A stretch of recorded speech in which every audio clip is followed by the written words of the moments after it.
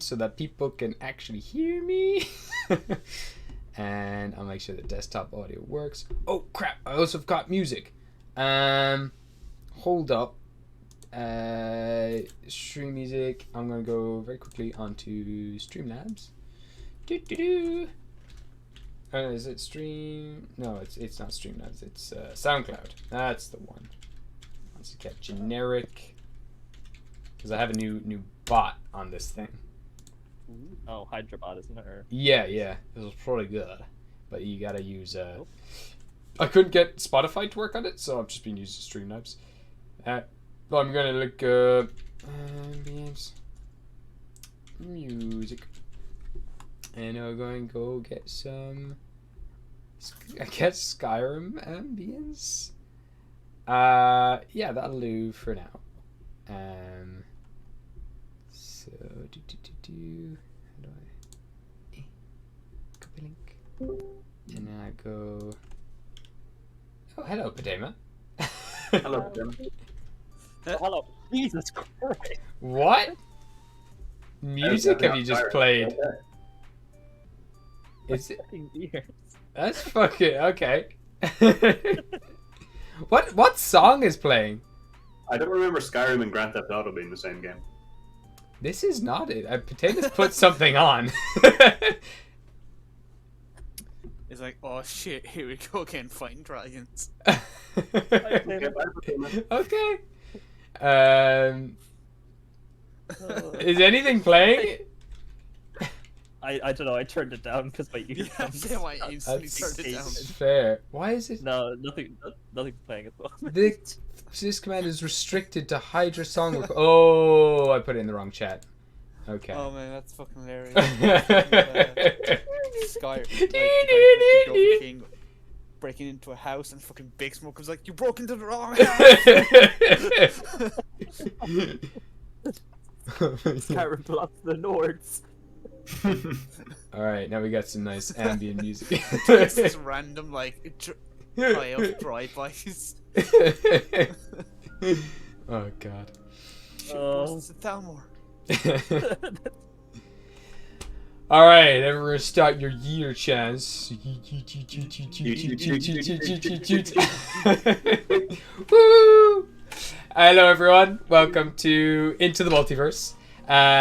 So for anyone who doesn't know, Into the Multiverse is a series of D&D campaigns, all set in the bees, how you call it, all set in the world of Gostar. Gostar being a teardrop-shaped world dripping from the elemental chaos, where all of these events take place, all these campaigns, and every campaign that's set in this world takes place in an alternate reality or timeline of Gostar. And this one follows the story of the Yeeters. So far, actually, I'm going to get the world map up here on Krita. So there we go. So far, the Yeeters, you have been all over the Vale, one of the regions in Gostar. The others being Olympus, Jotunheim, the Plaguelands, Guinea, also known as Guinea, Taun, and Limbo. But currently, you are in the Vale. You've been kind of all over, being like from traveling. Whoa! What happened? Please no. Can I go up? Yes, I can. Okay. There we go. There we go.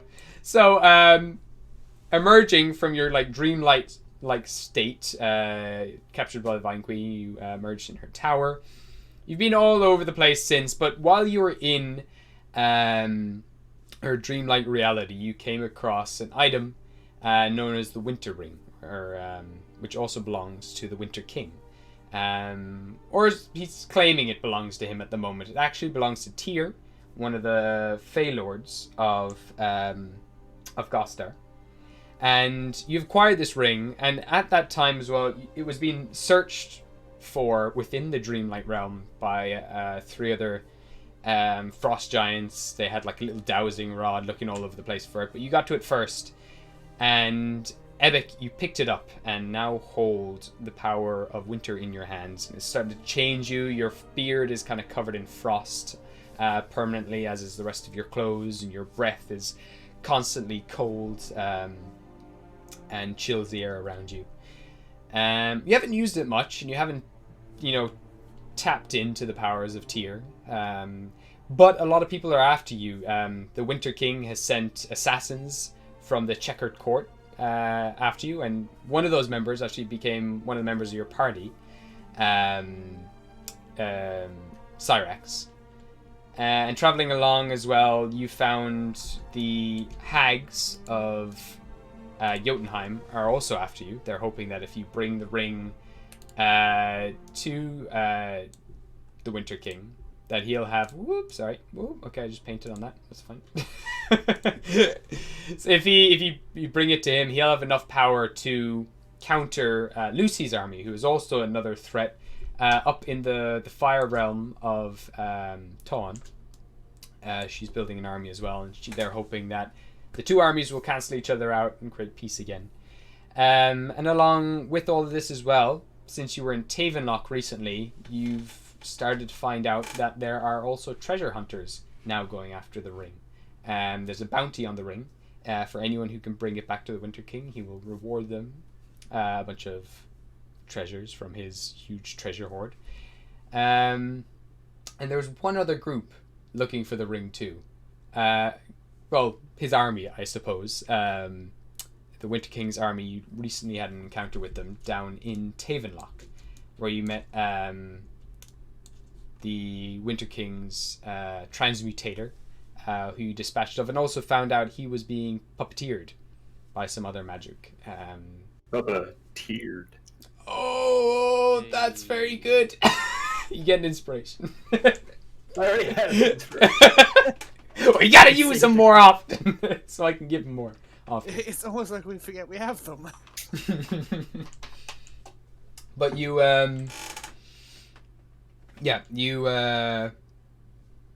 what's it called? I've lost my trail of thought now. Yeah, you met a small portion of the Winter King's army. You saved the people of Tavenlock, and now are back at Brian's Tower, just outside of Tavenlock, where you, using the time machine, Cedric, you discovered that some creature was born from an egg a very long time ago. You used the egg spell, hoping to summon that egg or whatever to you, and ended up summoning Ghostly O'Keefe. And you brought her all the way from the Plaguelands, where she seemed to be doing like gladiator fights. Has no education at all and couldn't really answer any of your questions. And so you've decided to leave Ghostly O'Keefe here within Brian's Tower while you go off traveling. You've left your immovable rod there and have told Ghostly O'Keefe that if Ghostly O'Keefe can move that immovable rod, I can't remember what you proposed actually. What did you propose, Carl, if she can move it? What? She wanted to leave, and I said that she can leave once she moves the rod. That was it, yeah. Okay, so she's now permanently in the tower until she knows how to move the rod. And you also decided what you should probably do with Cyrax. So far, since he's been traveling with you, he has lost an eye, and he's been in some pretty close calls. And you figured that the journey ahead is probably not the best for Cyrax. So you're thinking of sending him to the group of traveling wrestlers that you met along the road, who've been defending a lot of the refugees who have lost their homes to the Winter King so far.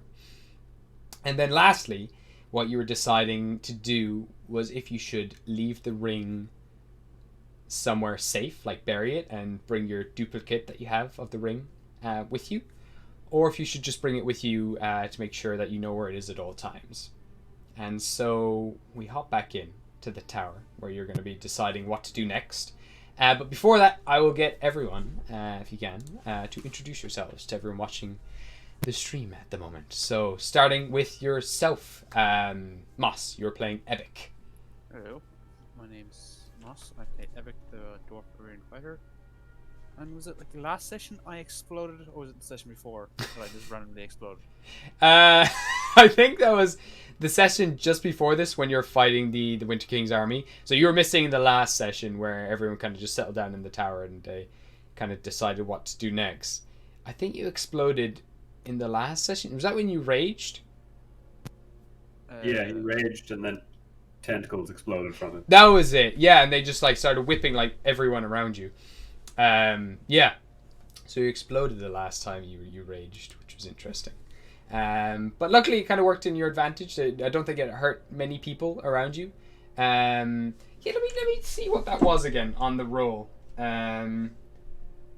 Because I have it here in my notes. But yeah, you've got a really interesting rage table. Where is it here? There we go. Yeah, we've kind of changed up your what's the kind of barbarian that you are again? The Fey wild barbarian, the magical. Half the wild magic, I think. Wild magic, that was it. I knew it was magical wilds, Fey wild, something. Yeah. So what was it again? It was oh god, there's something that just hits everything around you. I don't know, and I don't want to start listing too many things off here in case I give anything away that you might actually that you haven't done yet. Oh no! Like every time we stop playing, I instantly forget every role. that works for me. But yeah, you exploded, hitting everyone around you in that radius, and wow, I'm just looking back over the kind of list of things that can happen when you rage. I'm like, I wrote that. Okay, cool. It's pretty dark. One of the ones is potted plant. Yeah, you have one where you just turn into a potted plant. Another one where you grow a woolen sheep coat. And another one when your sword gets covered in wood and the next person you hit gets covered in like wood and they're vulnerable to fire damage, but they also gain like a bunch of AC. And there's the other ones where you can just transform into a random animal, and sometimes you can transform into a T-Rex, which Grug was transformed into in the battle. The transmutator turned him into a T-Rex, and it didn't really work in his favor too much, because he just started eating his own people. But yeah, thank you for the introduction. Moss. Okay, and then we're gonna go to yourself, Marcus. You are playing Diego. Hello, my name is Marcus. I play Diego, the Aarakocra monk with a death wish, who hasn't died in a while, which is nice. It is nice. Change of pace. And I'm going to be dropping off my little crow Kenku boy to my wrestler friends. Very sad. But That characters are like a massive DPS. guys, we're just getting rid of our biggest like hitter. If he ever hit. Yeah, that... Yeah, true. He's also like the squishiest of all of you. So What level is he? he's only level 7. Okay. So he's 3 levels lower than you guys. So yeah. Yeah, I think everyone's a bit quiet. I'm just gonna change the settings. Thank you, Patema. I've got them all turned up. I've got to go into my. Why isn't it working? Chat. Moss is very quiet. Marcus is tad quiet What? too. Yeah, I'm trying to. Why isn't it letting me go into my sound mixer? I don't know. I can turn up my mic a bit, but No, I think it's also just my own computer. So I'm gonna just turn up Discord a load, and hopefully that sorts it out. Now there we go. That should be much better. It's just for some reason that this thing is really weird. Okay, wait, yeah, someone say something. hello. Yeah, that's way better. Okay, cool. You like barely spoke and the volume just went chow. Okay, no, that's great. Sometimes just these settings just change themselves randomly for OBS, but okay, all sorted there. Right. Moving on then to yourself, Cahill. You're playing Cedric. I play Cedric. I'm a gold dragonborn wizard, Who am I? and I'm incredibly old. I'm the dad of the group, and yeah. Almost kind of like the grandpa of the group. Dad's Yeah, probably the grandpa is probably more accurate. You're like immature dad. Beautiful. And can you remember what happened last time with your character? Anything in particular? I summoned a human, well, a living being from an egg. That was I thought you said human. I'm like, why the fuck did you do someone? I with thought you said spice? human. Human. Human egg. Yeah, I don't think That's I alright. could even remember my name a while ago, so You also something made probably a- did happen. A weird. What did you make as well? You made some really awful breakfast for everyone as well, because you were really hungover. Oh yeah, I was very hungover. Perfect. And now Craig, playing Joe, cannot be with us, but Joe is a hobgoblin artificer who has a kind of position in the richest city of Gostar called Star Platinum, where he is now a an artificer, a tinkerer for hire, and every now and again he just does random jobs along your travels, and just keeps earning you loads and loads of money. He is the sugar daddy of the group, and also likes to try to capture every single creature I throw at him. So he's also a Pokemon master, so he's got to fund his Pokemoning adventures some way. So, Somehow, yeah. But yeah, that brings us pretty much up to date. So now, you've got to decide what you want to do now. You want to hide the ring, bury it somewhere? Do you want to take it with you? Are you going to take Cyrax to the wrestlers? Or are you going to wait a while? Are you going to travel a bit with him? You're going to leave Ghostly O'Keefe here? Or not? It's up to you what you want to do now and where you want to go. I think we leave Ghostly here for sure. Yeah, Ghostly's still trying yeah. to push the invisible rod. It doesn't look like Ghostly's Like- going to be leaving. This, yeah, I figured this life is going to be a lot better than her life in the pit. Yeah, she's also So, very Mental. noticeably covered in scars, like absolutely just smothered in scars all over her body. yeah, she can hang out here with our cat. I will Probably teach better. her many things, how to be smart. And she has the whole tower to access, and she's got a little babysitter as well in Gyro, the Gyro. time sphinx. All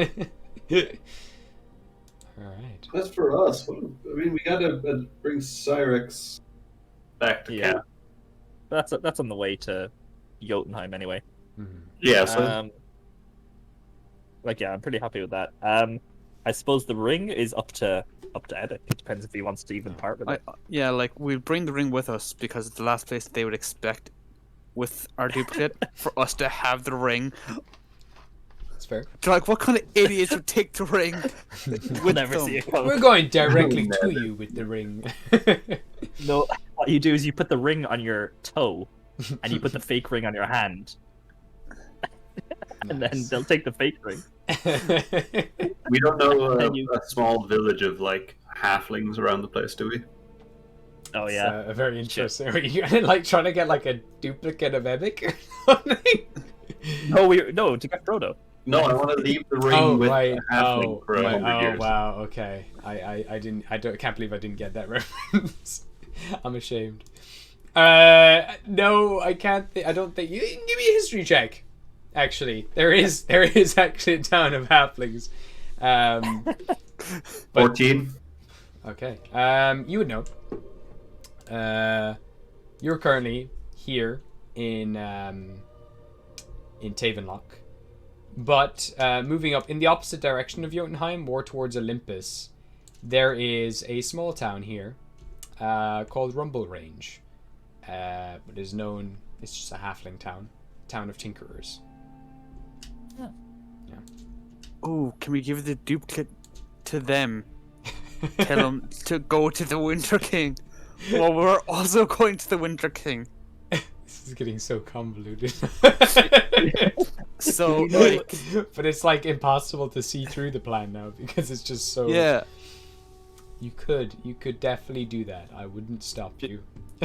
Do we know if the duplicate ring gives off like the same magic readings as the real ring? So like the dowsing rods would be fooled by it. I don't think you're sure. I think the way he made the check originally, it comes across like it has a glow and it looks magical. But there's a very particular like magical aura. Like anyone who's got like a keen sense for finding magical items and determining what magic item is what would be able to determine like this potentially isn't. If they're familiar with the ring, they would have to be familiar with how powerful the ring is and what kind of energy it gives off. But it in no way compares to like the power that's in this ring in particular.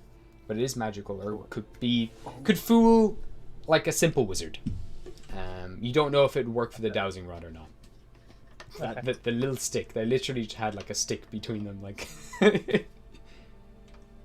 But it seemed to work. So. Yeah, if we send the halflings in like the complete opposite direction, and we just go straight to the Winter King, they'll never expect it.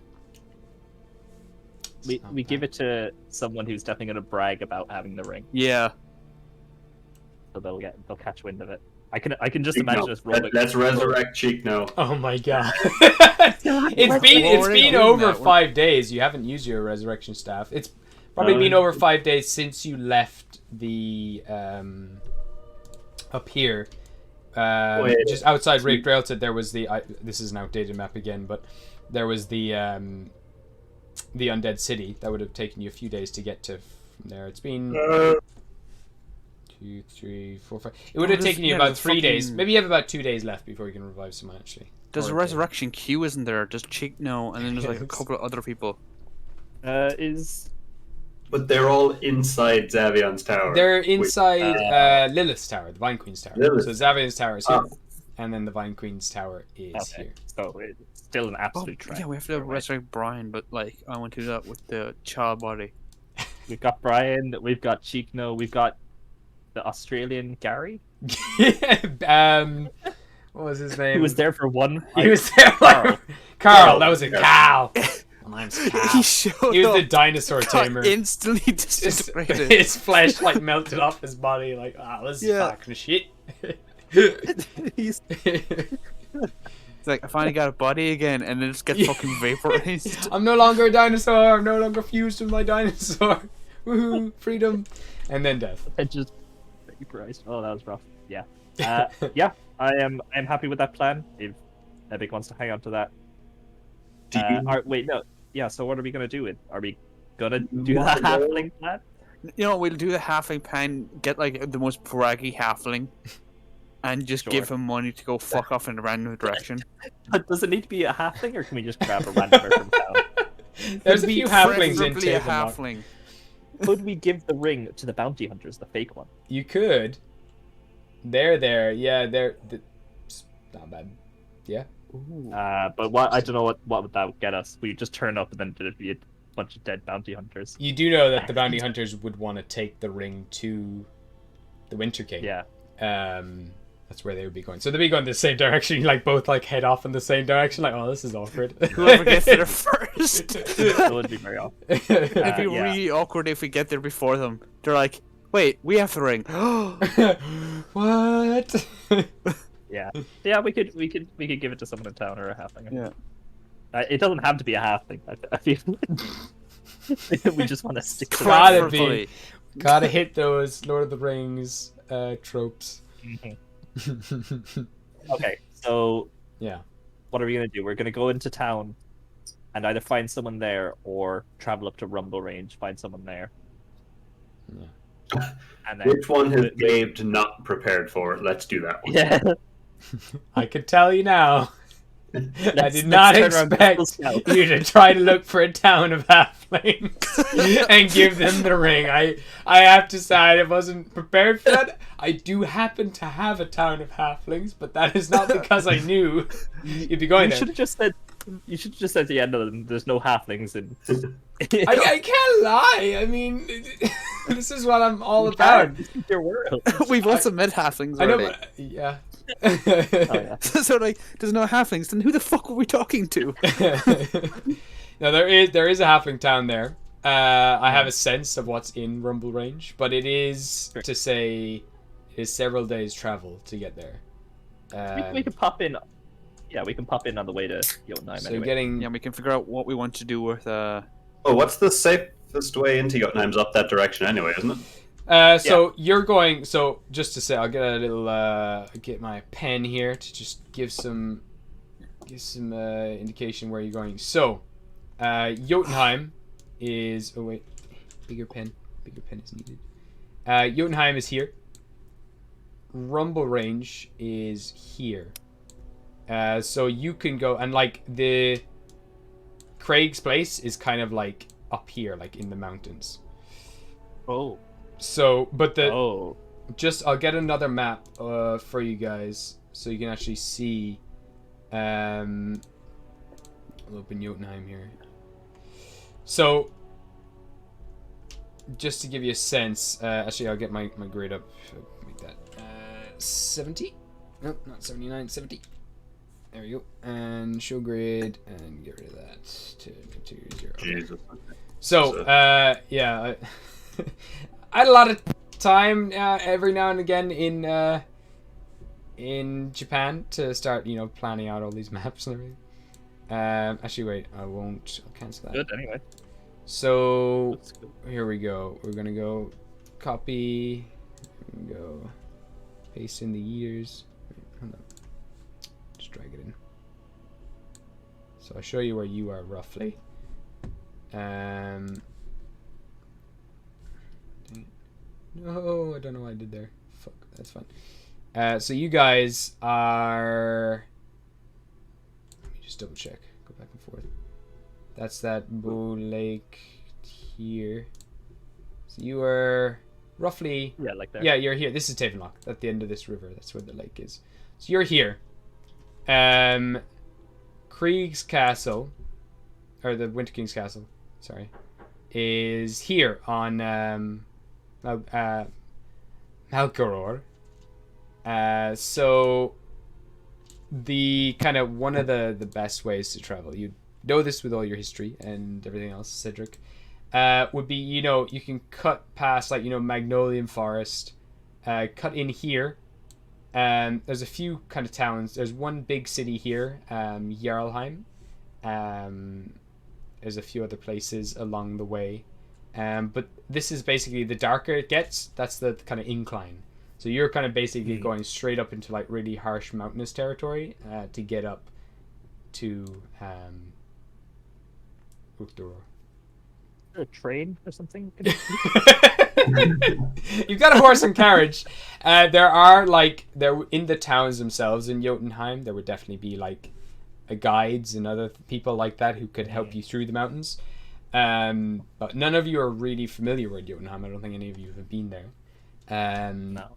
So it'd be brand new territory for you. If you were to go to Rumble Range, you would be kind of going. There's Rumble Range up here. So you would actually be kind of going this way.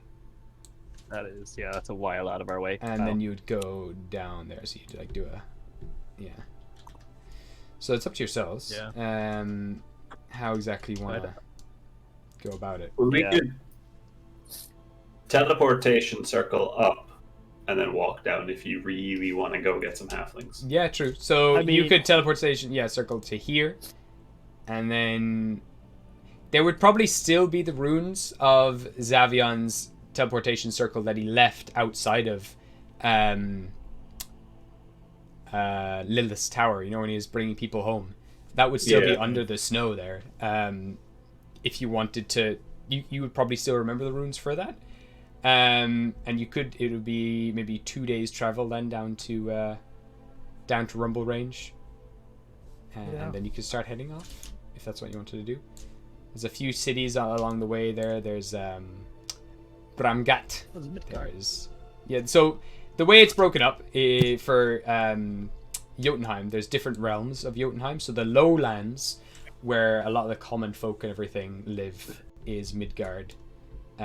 This kind of middle area, Svadfair. I can't remember. I've written these ages ago. Svadfair is like the. There's a lot of kind of strongholds there, smaller strongholds, temples, and kind of mines and everything else. You can't really grow any crops there, much food there. And then further up at the very top, which is Uchtdoror, which is where all the great fortresses are, that were built by Tyr a long time ago, known as the Ettings. There's 7 of them, and they defend this massive mountain known as Ukturor, and at the very top there is a glacier, and that is his old tower where the Winter King now resides. Also further down, then there's Valhalla, where a lot of the kind of great heroes venture off to continue their stories, their journeys. But yeah, you kind of got like, it's broken up into like 3 sections, or 4 sections actually. You start getting out into this area then. I think that area is a bit out of our league right now. I think we should just go as the crow flies, and we can find a halfling on the way, or someone. You know, like I like the aesthetics of going up to rumble range. The idea of it is great. We have like auditions. Oh my god! So, it's just why do you want to bring this random ring that's not important for any reason across the country? It's just gonna start turning into like you just turn into like producers, and you're just trying to film Lord of the Rings in Gostar. Oh, God. Yeah, I think we should just go as the crow flies. Yeah. Okay. How about for just going straight for Jotunheim? Yeah. Are you good with that? Okay. And finding a halfling along the way. Do we want to be making multiple like duds? Oh, Every man. halfling. Craig making like multiple fakes, yeah. I'd say because he's made it already, Trade the market. he could very easily make many replicas as you do Love the travel. market. Yeah, you could Yeah, start. come with the fucking. That's okay. And then that's to like completely like fuck with the. Yeah. Who his keeps army. making copies? He's gonna have fucking bounty hunters turning up like every 30 minutes. And he's gonna get so pissed. It would definitely throw off the treasure hunters that they're gonna go on like wild goose chases for these rings. Yeah, and we'll just keep leaving them places or with people. Beautiful. I love it. That's pretty clever. I have to give So, you like, that. If we clear out a dungeon, we'll just leave it in the chest that we took the loot from. Beautiful. It's very clever. The story will change from the one ring to the many rings. The many one ring. God. Like, the Winter King is going to be so pissed, he's going to make a mistake, and that's what we're capitalizing on. We got him. I can't fault that. That's pretty crafty. All right. And like, if he keeps like, let's say like the 5th time it happens, he starts executing people. He can be like executing his own soldiers because we're just going to be leaving them conveniently where his soldiers could find them. Oh yeah, and he's gonna be spreading his army like super thin and everything. Yeah. Yeah, And then- beautiful. Interesting. It'll eventually get to the point where his soldiers don't want to be looking for it anymore. It'll Because they're take like, heat oh, up. if we find it, and it's not the ring, we're just going to be fucking murdered. It's gonna take heat off us as well because Yeah. like Hmm. they just keep popping up all over the place. Beautiful. I love Well, Joe has allocated me 10 grand of his spending money, so we just gonna spend that on making rings. it. All right. You can make a lot of fucking rings with that. I'm gonna say it's only like 100 gold maybe to make one of these rings. Okay. How much would they retail for? It's all We're down to his oversaturating the charisma. market, like causing it to It's like crash. Bitcoin. Yes. But Joe Winter has a coin. shop. Joe could sell off the rings. It's true. He could actually. We could Well, make that'd be. You- money and bring Tier to his No. knees in one No, easy. you gotta launder the rings. If you just start selling them in the shop, everyone's gonna roll up to Craig's shop and kill him. You gotta launder them. It's true. That's We very gotta- wise. Sell them off to like pawn shops around the place. Huh. I'd say he could make a ring in a day.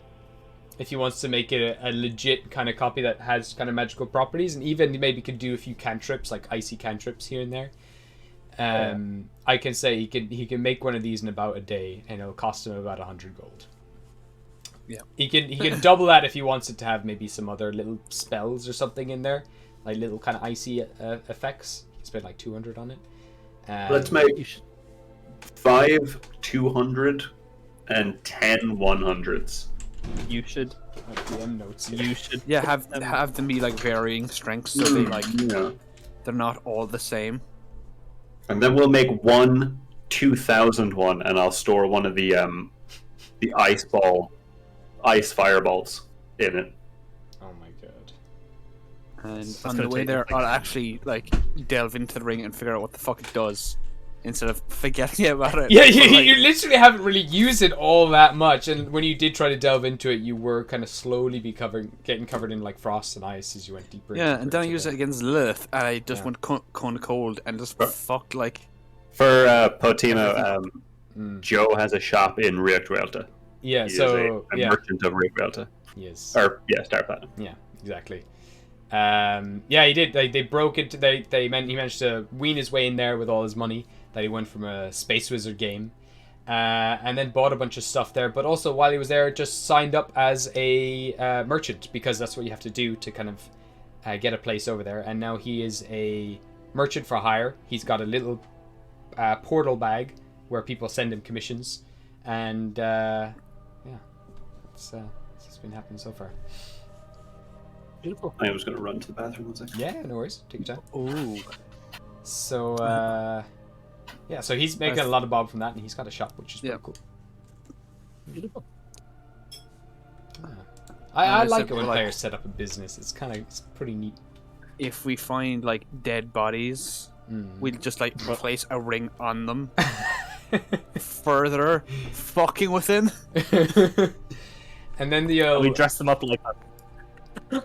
I can imagine you just start like, someone actually starts to follow like the breadcrumb trail of rings like all around the place, and like There's, like, a catches up. massive conspiracy. Yeah. Yeah, he's gonna have like a fucking a pinboard with all the like threads.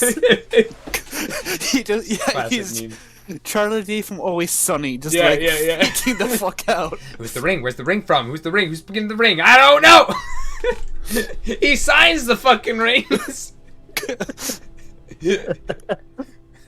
I love it. What does Joe stand for?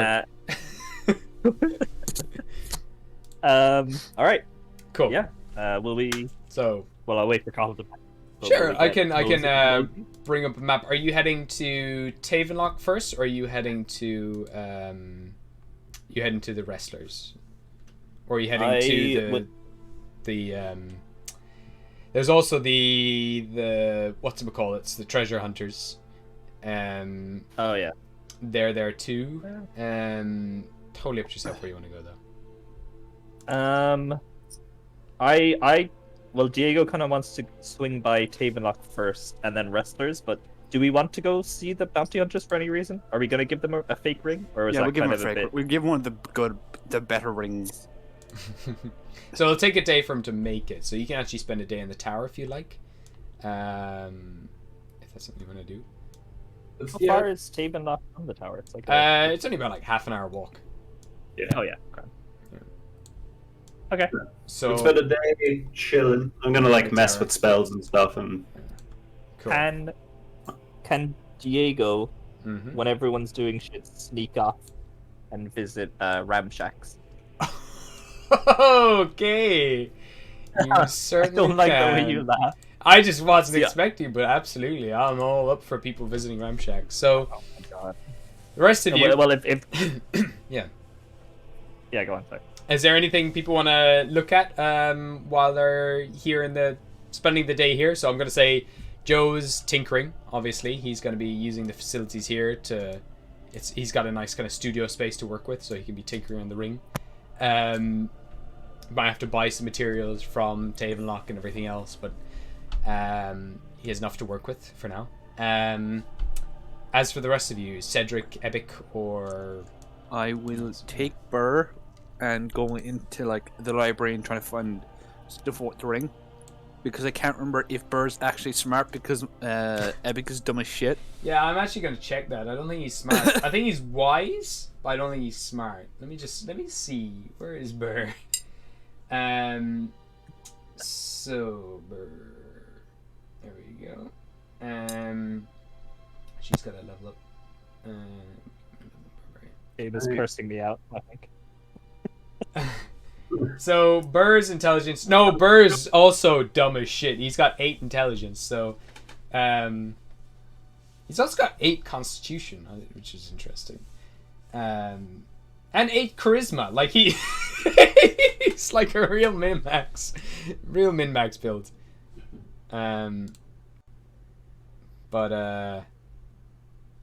Yeah. So you've got. Yeah, you're going to the library with him though. The pair of you are going to try to start researching some stuff. Yeah, researching the ring. Okay, I'll get you to make an intelligence check, and you can make it with, or an investigation check, and you can make it with advantage because Burr is helping you. Even though it should probably be at a disadvantage because Burr is helping you. For this, I'm gonna say. Yeah, I'm also. Don't. Are you serious? What did you? The first one was nat 20. Oh no. And the second one, just for... Oh wait, no, you have advantage though. No, I'm saying you have advantage because... Yeah. That's hilarious. Yeah, I was gonna say, like, got a natural 20, but since I have a -1 to intelligence, it's a 19. Well, I'm gonna say natural 20 is a natural 20. And so, by chance, the first book you pull out of the shelf, just kind of like flicking around, just like, yeah, I'll take this one, lands to the floor. And it is it's a whole like biography on Tyr. It's a whole like history book on all his greatest feats and everything else. But when you it falls out of the shelf, it kind of like slips through your fingers, lands on the floor, and opens up on the page where it talks about his death, like all these conspiracies around how he died, if he's dead, if he's not dead, all this kind of stuff. So with that natural 20, you'd find out a few things on Tyr. You start looking about how he had some sort of romance with Lucy, the queen of the Fire Nation. They were like really like during the Great Dragon War, where all of the Fey Lords fought about 1,000 years ago. Just about around 1,000 years ago. It ended, I think, if I'm correct, around 1000 AD, and AD just stands for Age of Dragons. You guys are currently in 1767 or something like that.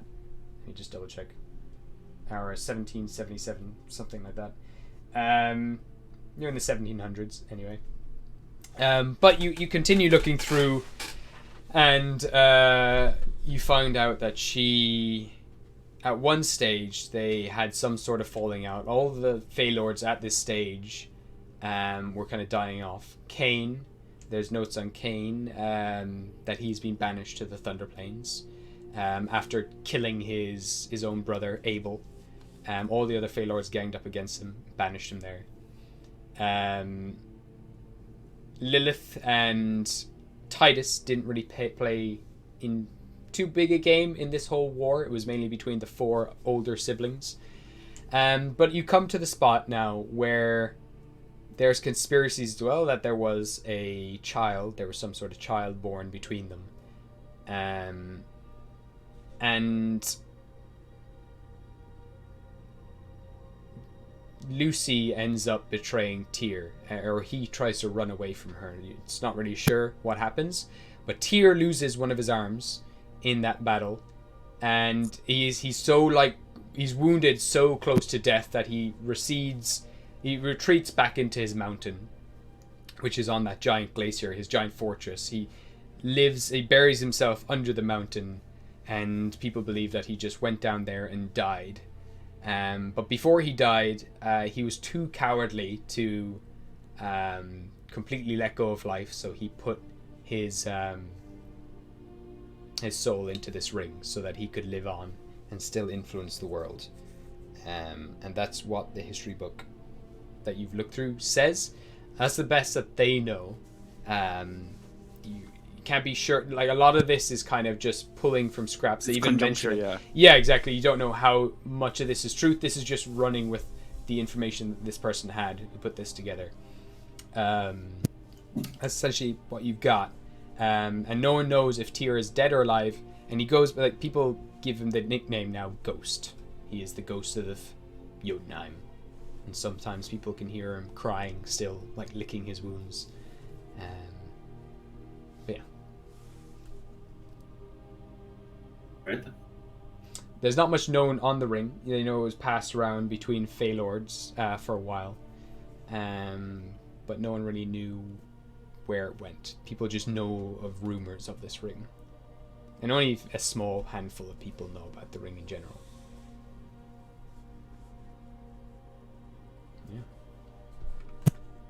Yeah. Yeah. Is there anything else you wanted to follow up with that, or anything in this book in particular you wanted to look at in terms of Tyr and his history? I looked into more like the child. Let's see what that's about. Sure. I'll get you to make, while looking through this book, give me an investigation check, see what you can pick up from this book and dissect, because it's a really thick book. You just got very lucky that it opened up on the page that you needed. I got a 4. Okay, cool. You kind of go back to the start. You start reading through, and it is like really dense. It's really hard to focus. But it starts off saying how after the age of Zachriel, that's when. So the at the very start of the Age of Dragons marked the beginning of the end of Zachriel's reign over Gostar, and it starts talking. It's like, I don't know if you've ever read the prequel, or not the prequel, the prologue to the Lord of the Rings books. It's super dense lore. The Silmarillion. It's like, yeah, it's like super condensed. It's super hard. Like you're just trying to find out about how he's born, but it's going through all of this backstory, all this, like, all these theories and everything, what they think they know and everything. It starts talking about the followers of Zachriel, how they all came together, and how eventually these children, the 6 Fey Lords, would come to, on their birth, they would start to march on the empire of Zachriel and start to free it from their reign, and how now Gostar is what it is because of the Fey Lords. They freed it from basically an empire of cultists, essentially, who all believed in one god and didn't believe any of the other gods were real. They all believed the gods were demons, and yeah, here you go. Right then. I'm gonna put the book somewhere safe, like bring it with us. Sure. Yeah. Sounds good. A pair of you spend maybe better half, like maybe 6 hours looking through this book, trying to get just that bit of information from it. But yeah, you can have this giant tome now of, it's just Tyr's history, but they do kind of go over other people's history in it. You know that he was born. If it's any interest to you, I can give you that date, that number. So, he was born in the year 10 AD. And we're what, 17? You are in the year 1776. Okay. Yeah. So if the child was mortal, he's probably long dead. Yeah. So yeah, he's been around, yeah. If he's still alive, he would be 1,766 years old. There you go. The year he was born was, and that age, for the next 30 years after that, were known as the years of fire and ice. Because him and Lucy being the oldest of the siblings, were born around that time. Okay. Lucy was the firstborn at 0 AD. And that marked the birth of them and their kind of new reign.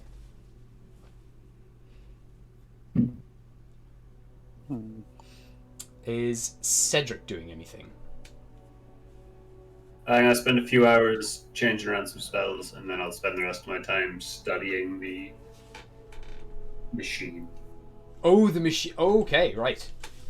Thought you were going to say something else. Not using it, studying it. Okay, I'll get you to make an Arcana check then for me. And I'll bring you up to the... 18. 18. Alright. Cedric. It is indeed a very complex piece of That equipment. looked cool. Perfect combination of magic and technology fused together into this like beautiful device that measures time and space. Kind of looks like a sundial. Yeah, it looks like a massive sundial that's constantly turning and revolving. Neat. And has this kind of blue force field elements throughout the whole thing. It's pretty neat. It looks really cool. But you start studying and looking through a few books as well around the place, and you know it is known as the chronoscope.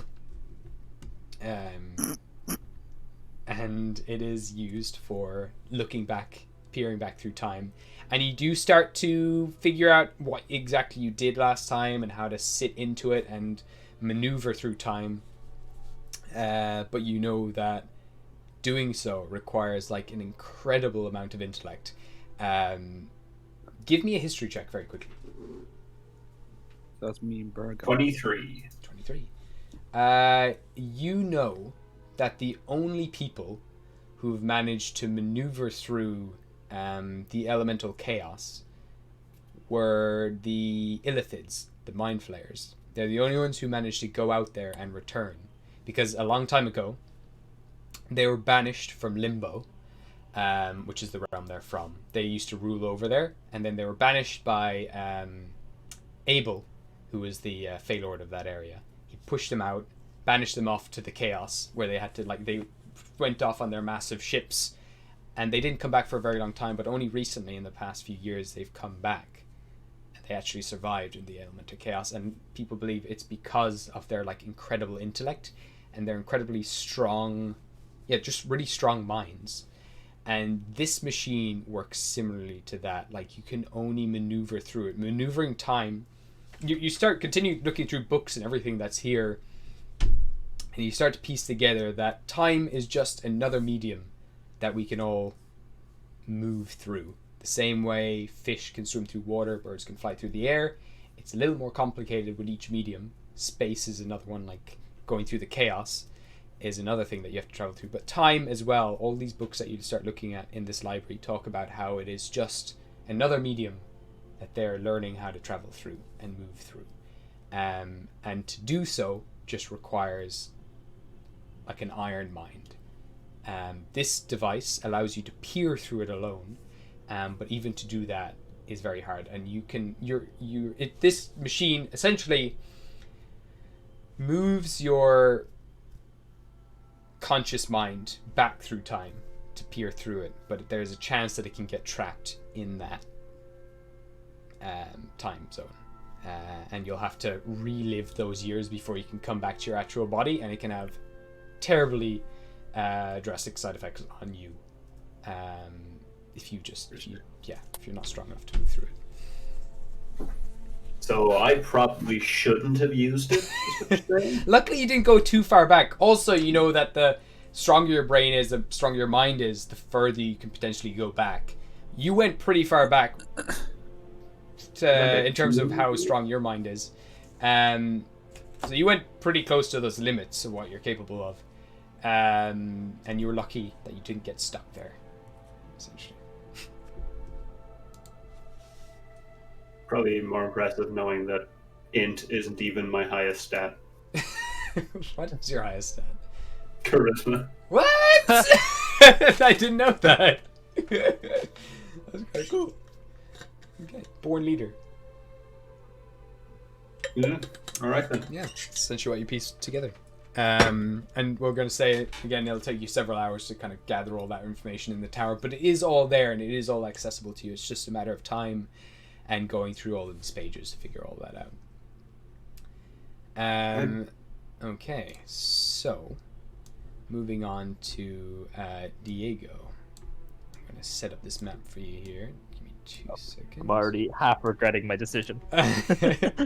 So you're going on your own there, is it? You're just slipping away? Yeah, I'm just gonna make sure everyone else is busy doing their own thing, and then just subtly slink out. I assume. Just remember, don't ask him what the shotgun does.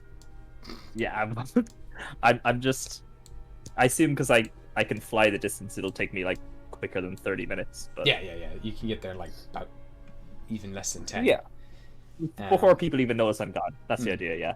Cool. I'll throw up my hood and everything, so I'll look real shady. The only hooded bird man. Shit, yeah. Who is that strange bird? So mysterious. So I'm going to change the window for you guys. So I'm going to go over here. And I'm going to do the same on the stream. So people on the stream can see this map. So, Diego, you make your way back. And as you do come back here, there are some of the townsfolk are like tearing apart like that spider that was killed. They're also just ripping sheets of metal and the crystals out of the machine itself, the cadaver collector, burying some of the dead and just trying to hack away at the big chunks of ice that are like all built up around this place. But you come into the town, people kind of give you very grateful and just happy smiles, very warm smiles when they see you, knowing who you are and everything that you've done for this town. And then continue back at work. They all seem to be busy repairing everything, reconstructing roofs and all the like, and rejoicing and just trying to warm up in the cold. But you head down towards the 4 shacks. The ram shacks. So can you remind me what each shack is? Yeah, so the yellow one is Ramshack's Bits and Bobs. The green one is Ramshack's Lotions and Potions.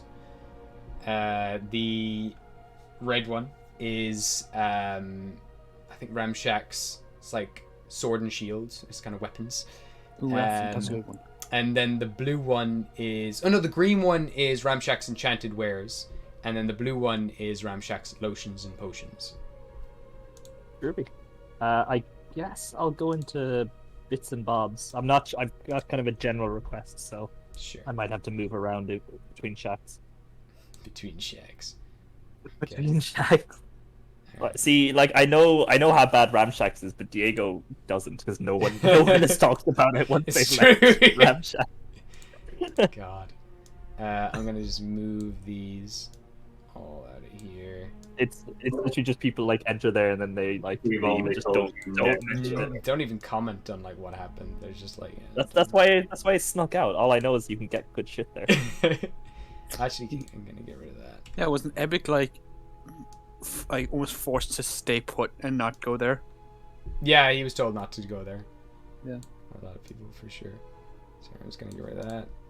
Get rid of that floor. I got a tiny anvil and a... Yeah, you did get the tiny anvil. I forgot you got the tiny anvil. You got that from what's his name though, didn't you? Grill, right? No, I got it off of... Oh, you got it off Ramshacks. Ramshacks. Oh, okay. Yeah. Nice. Yeah, Sorry, I had to go back for the hammer. It's like classy. He doesn't even sell you batteries with your purchase. Okay, so as you do start to approach, all of these wooden shacks are covered in like just chipping away weathered paint, a yellow one, a green one, a red one, and a blue one. The roofs are slightly dilapidated, but you do notice, which should be the case actually, all around here. I'll just change that very quickly. It's not very important, but I'm gonna get some. Yeah, sure. Fuck it. Whatever. Doesn't matter. All around here, all around the area, no snow really touches the radius of Ramshack's place. It's all still pristine green grass. And peering through one of the slightly frozen windows, very dusty and murky, you can just barely see the very pasty head of Ramshack's looking out at you. And in a moment, as the wind kind of blows and picks up, You kind of have to close your eyes as a bluster of snow kind of comes up to your face, and he's no longer standing there in front of the window. So you make your way into the door. Diego will summon the courage and walk in the door. All right. So as soon as you do bring your hand to the door handle, it's already creaks open in front of you. Diego will just kind of like mutter and curse, like, it's this fucking terrible idea. And so when you make your way inside, you see behind a countertop there is this balloon-headed individual who has this giant swollen bulbous head, which looks like white rubber stretched over like a sack of flour and then tucked into this tiny little suit, where he's got these tiny little spindly arms and little wiry fingers. Instead of eyes, it just looks like someone's stuck their thumbs into the white rubber. And instead of a mouth, it's like someone's just punched the bottom of this face and then stuck a bunch of random teeth in there. There's children's teeth, there's animal teeth. There's also bits of glass and nails just mixed up amongst it all. And along with that, he's got a very thin, wiry mustache and a tiny top hat on top of his head. Charming. And Absolutely charming, yeah. Hello, welcome to Ramshack's. Sneeze back at the tower. And you see his head just flop to the side. Hello, weary traveller. Come in, come in. Are you looking for many orphans? No. Do people often come looking for orphans? You seem like a collector yourself of That's... orphans. I feel vaguely offended. You remind me of the Bats, the Batman, collector of orphans, trainer of children. Oh, never. You are quite the combatant yourself, yes. You are perceptive. I don't know which shack I should go into. I have kind of a general request, and I have something I'm willing to offer to you, which I think, from what I've heard, I think you might find valuable. You see the kind of like dents, which are his eyes, widen, and a tiny little bead of sweat, which doesn't seem to come out of anywhere, just trickles down the side of his head. And his fingers kind of just begin tapping on the desk in excitement. What have you got for me? What are you looking from me? So The door closes behind you on its own. Diego, yeah, okay, we'll just very slowly walk down. It's like I've recently gotten the absolute shit beaten out of me several times, and I want to be stronger. I don't know the exact method. I don't really care. I just want to be stronger. I need to be stronger. And what I can offer. Yeah. What I can offer is I will give you one of my hands on the condition that I can choose which hand. I like you, boy. I like you very much, yes. You know how to make a deal. And he starts like move his face with his fingers and just squishes like his face all around. Just starts to squash it up like it's actually Play-Doh and just keeps stretching it until it stretches like really wide and then snaps back. He's like, oh, give me your hand! And he reaches his hand out towards you. I'll take a step back and it's like, what can I get in return first? I haven't made a deal yet. Give you power. Can you be more specific? Diego's fucking sweating bullets. You weren't very specific yourself. Is there more complications to this request? And he starts nibbling on his fingertips, like they go gnarled like chewing gum. Yeah, I want to be tougher or stronger or both. Any potion, any armor you can give me, which will do that. Well, maybe not armor, because I need to fly, but anything along those lines. Anything that will help me take a punch and not crumple instantly. You want to be tougher, you want to be stronger. Which is it? We'll go with tougher. Tougher it is. Now, give me your hand, boy. And you just We have feel a like deal? your hand kind of tugged on, and you look down, and one of his arms has like stretched over the desk and along the floor and has reached up now to just wrap itself around your wrist and is now just pulling your hand down towards him. I'll just look at him and say, do we have a deal? You You have a will make deal? me tougher if I give you a hand of my choosing. Yes. Very, very well. Do you want to be Okay. harder to hit, or do you want to be able to take more hits? Take more, I guess. I'm already pretty hard to hit. Very well. Okay. Is that a deal? It's the deal. Yes. Okay, well, you can let go of that risk because that's not the hand. And he immediately just his hand just strokes down your forearm and continues back and fixes back into place where he continues to wrap his fingers around themselves and just keeps playing with his hands, waiting for you to give him one. All right. I will reach into my bag and pull out the hand that we got from Chult. That is identical to one of my hands. That's so funny. You watch this. He's got this big grin, and it just drops. And he Big reaches his grin. hand out. You played interesting game, boy. I did not say Diego's still sweating. So I did not say a word of a lie. It is my own hand. Probably my own flesh and blood. He kind of And reaches out are with like you- his fingers and plucks it from your hands and then starts to move it between his fingers. Like never letting it touch his own palms, but just keeps rotating it around his fingers, like looking at it. Like almost like an insect or like a spider wrapping up like its prey in webbing. It just keeps flipping it and turning it over, just constantly observing it.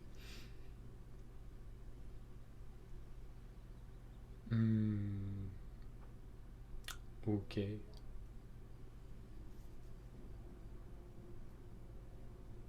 Are you ready? Okay.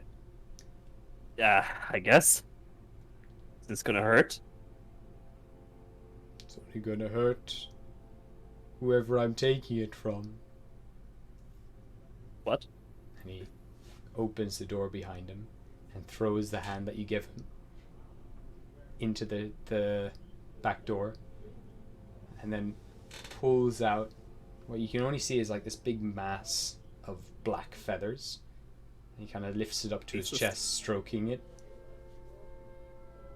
and then just throws it onto the floor in front of you. And you can see now what he's given you is like a perfectly skinned black feathered Aarakocra. No beak or bones or insides or anything, just the external skin of another creature very similar to you in size and proportions and everything. It's been cut open down the middle and kind of fashioned into like a cloak. So just a hide cloak of an Aarakocra, but still has the hood, which is the face of that bird. Can you give me a history check, please? Or an insight It's check? gonna be me from another dimension, isn't it? I got a 9 on an insight. Okay. Just looks like a Bird flip. bunch of skin and flesh. You wear this, yes? I mean, I guess, yeah. Make you tough, make you strong. Take the punches for you, it will. Yes, yes. Oh, okay. So, are we done here? Do I get a gift receipt? No gift receipt, no. You keep what you No bought. returns. No returns. All right. You bought it, you keep Was it. I would say it's been a pleasure, Ramshacks, but I don't lie. I'm just gonna- One more thing. Yeah. If you find any nice eyes out there, you'll be sure to bring them to me, yes? I give you many gifts in return. I'll keep an eye out, huh? Bring me Craig's eyes, and I'll reward you greatly. with more strength. Yes. Anything you want. Just bring me the Winter King's eyes. I'll do my best. Hmm? If this cloak works out, and Diego will throw it on. Okay. Can I leave now? Yeah. You're throwing on the cloak? Yeah. I guess if you want to give me the stats for it. Okay.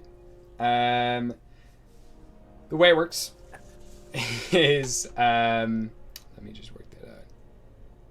Yeah. Wait.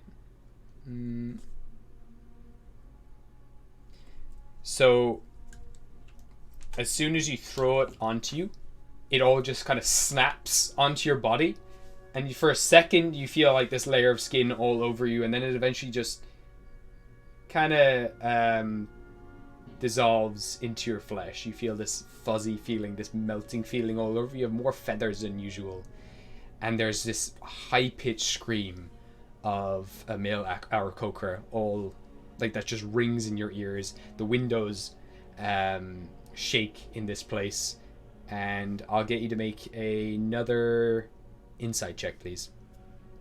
I didn't just hear this. Another 9. Another 9. Good to know. I feel like Diego's just choosing not to understand. That's fair. And you see this little grin on Ramshack's face as he just waves with his tiny little hand. Goodbye, Dorothy. Cold. The door Adios. opens up and wind blowing outside, blustering outside. Like a small blizzard is picking up. You make your way out. Diego is gonna instantly like throw up on the ground as soon as the door closes. There is the constant there's like this acidic smell that you can keep smelling at the back of your throat, and that you can feel at the back of your throat, and you can smell at the back of your nostrils. This kind of sulfury, this kind of like just dirty smell, like almost kind of rot. That's just always there, and has been there now since you've equipped the new cloak. Ooh. I can text you what it does. Beautiful. Yeah. All right. Yeah. Whatever. Double your AC. I wish. Go up to one like 32 AC. Let me see. I will send it to you on Discord. Yeah, there's no rush here. We can. Yeah. I've taken up enough time. It's pretty short, so I will just type it there very quickly. All right. Good. That went better than I expected. you played it The very cloak- well. Like the cloak could end up being like your father or like someone you knew. I'm thinking that it's gonna be like my dad's gonna come up to me. He's like, "Where the fuck's my skin, son? My skin." This can only go poorly. It's fine. This is part of Diego's arc. He wants to be stronger, but for any means or by any means. But hey, I got one over on Ramshack, so I'll take that as a victory. There you How go. many eyes do we have? I think you have 2, do you? Yeah, I think Craig has one, and then I found one. Oh no, Craig has 2, so because I I gave probably that has one. both of them, yeah. Ooh, damn. Okay, that is.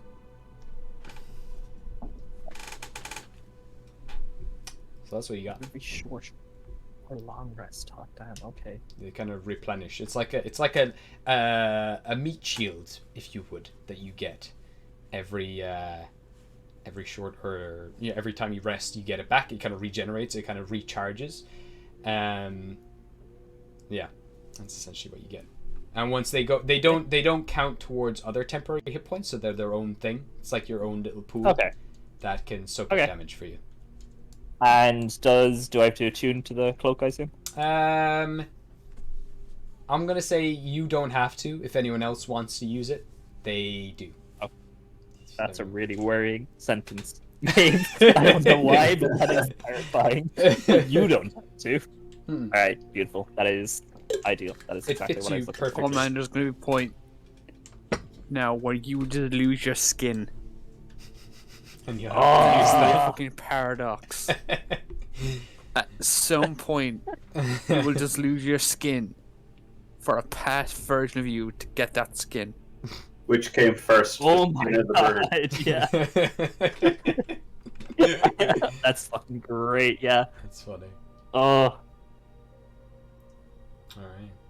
So I will swap back to Krita, and I will swap back to Krita on Discord. And do you guys want to take a small little break? Does anyone need the bathroom or anything? Yeah, I'm just gonna run pee. Okay, cool. Well, I'll just put the stream on a small little break video, and we'll be right back. So there we go.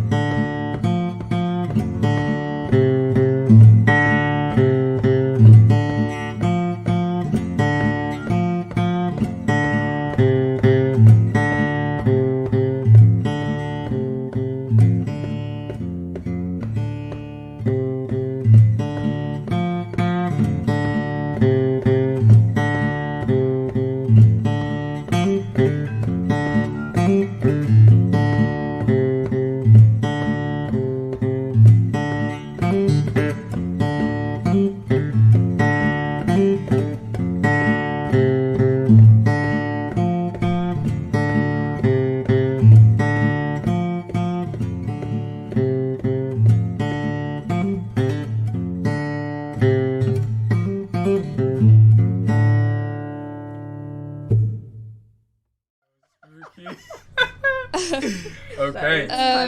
Oscar will look at Ghostly and say, frog, horse, frog. Do you want a frog? Horse. Do you wanna go on top of the frog horse? Yeah, are you all right, mate? Frog! On top, frog! Do you hit your head? Oh my god. I will go next to Madame Sprout and just put my hands on top of the frog. Safe, very safe. Eternal Oscar right now.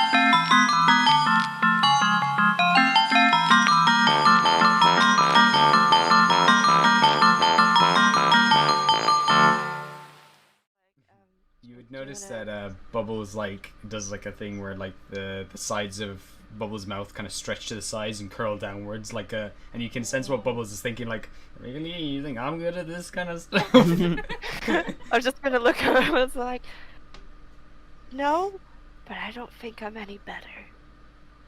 You really want me to go up to that man and go like, oh, it's okay, she wasn't much of a loss. See, I can't. Bubbles kind of points inside their mouth, and just you know what Bubbles is saying the whole time, and Bubbles is just trying to communicate, like, I can't even talk. I think that's the benefit. Yeah, fine, that's true. Okay. Ghostly, I think this might be for you. What's that then? Like, go give Brian a hug. Oh, Brian's upset because there are splinters and bits on the floor.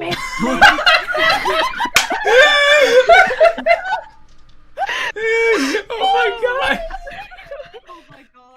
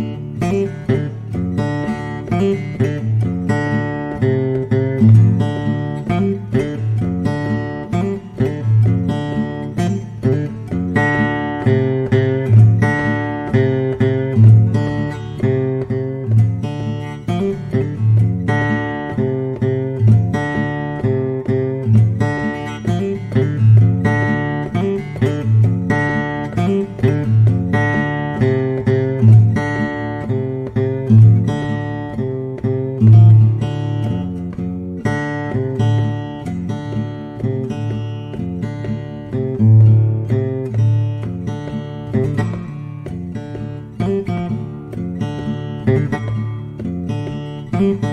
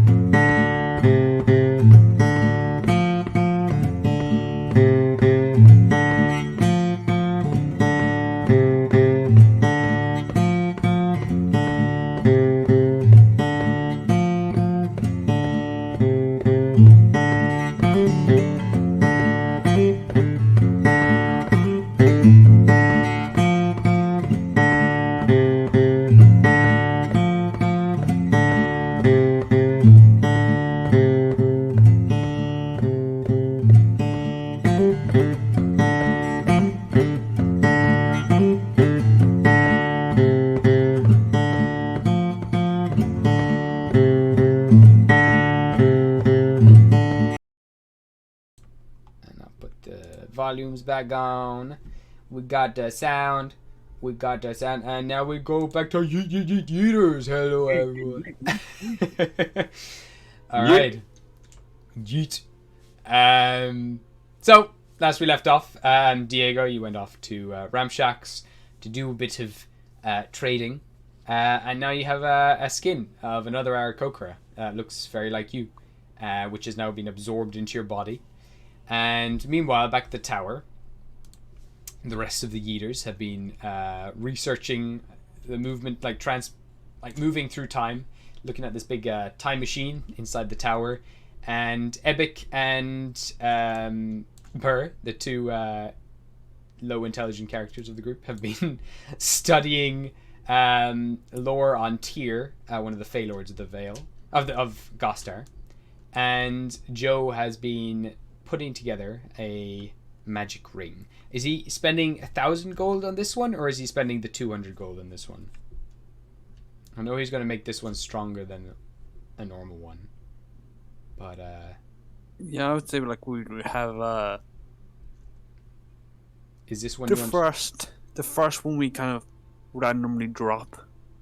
Okay, so it's going to Would be the be more powerful one. and it's going to be the one where you're going to store one of the ice balls in. Yeah. Okay, cool. So he's going to spend 1,000 gold on that. Cool, good to know. And eventually, after a few hours, you guys are also researching. Diego, you come back maybe after, I don't know how long, if you wanted to wait around a while or check in on anything back at the town. Oh no, just as soon as possible. Just Okay, try to cool. minimize suspicion. Cool, so you get back in about, let's say, overall, maybe half an hour, you're back again. Kind of make your way through the town, see everyone's kind of busy studying and everything else. Grug and Cyrax, I'm going to say, are going to just be doing a bit of wrestling. Like, Grug's teaching him a few wrestling moves. Like, okay, so, like, if you want to be a good fighter, you need to show them you are a good fighter. Number one rule. And he like picks him up by the ankles and like throws him against the wall, and like the wall cracks and it breaks through a bookshelf. Okay, you need to not let that happen. You are so small. And he's just kind of building up and trying to basically prepare him for meeting all of these wrestlers in the future.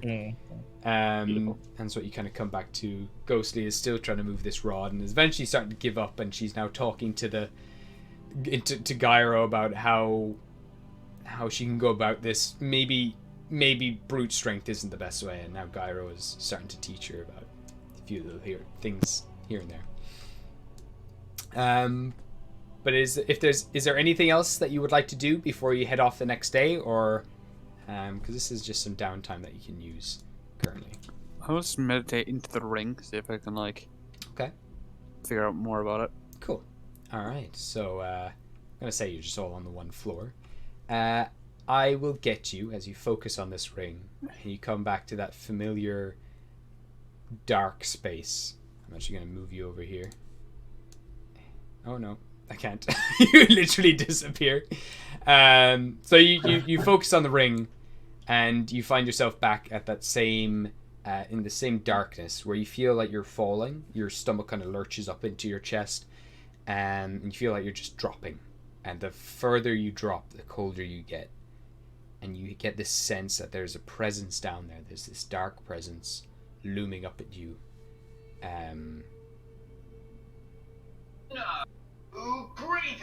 What was that?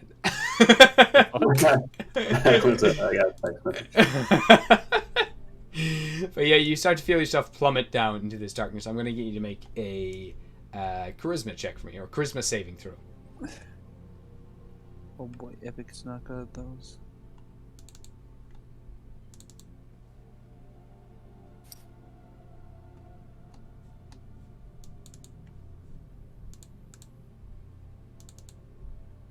Never mind, Epic is moderately good at those. You got a 16. 16. So you start to come down, fall down. You start to feel your body become covered in this thin layer of frost all over. And you continue to fall, and you hear a deep voice at the bottom just calling up at you, just saying,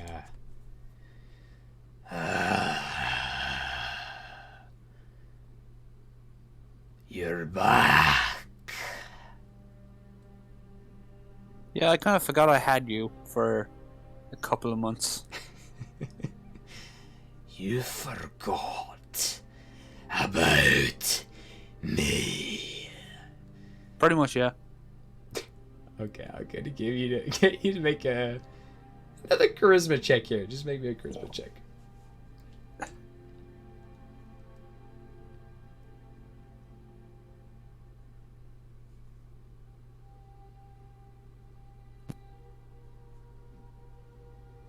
A 14. 14. Continue to drop again. Because you're attuned to the ring, you know the cold is there. You're very aware of how powerful this cold is. You haven't felt much cold since you've had this ring on. But as you're dropping now, it's starting to sting a bit. Not to the point where it hurts, but it's hurting. It's starting to sting you. You're very conscious of it. It's there for the first time. And you continue to drop down, and eventually you land on solid ground for the first time. And I'm gonna open this. Not that.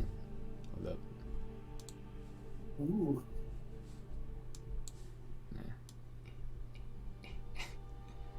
Get rid of all that extra stuff. So, you find yourself now looming up at this giant, shadowy figure. Ice all around you, ice everywhere, falling through the sky, and the only light you can see comes from this. You could say it's a small blue slit, but it's absolutely massive. It's the size of a giant cave entrance. 2 of them, to be exact. Way, way, way up in the air. 2 glowing blue eyes focusing on you, coming from this, what seems like a colossal glacier.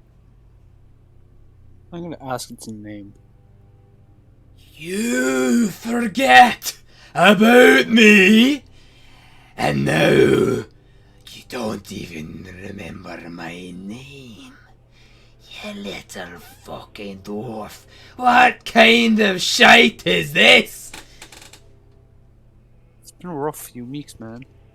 As he speaks as well, his mouth moves very slowly, and small bits of like icy spit and spittle kind of like fall in front of you, and the winds blow all around you as he's trying to intimidate you.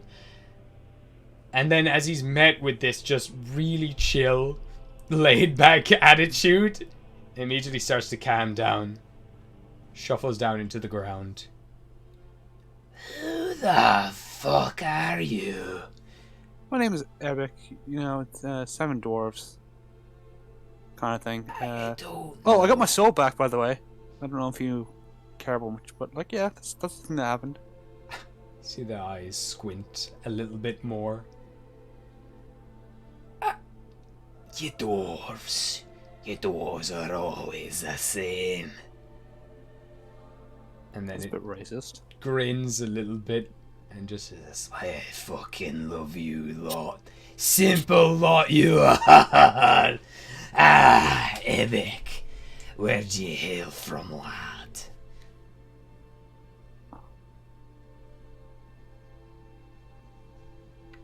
I honestly can't remember where I said Evic's from. I said he was on a pirate ship for most of his life. He was like from another world. He wasn't from this one. That's fair.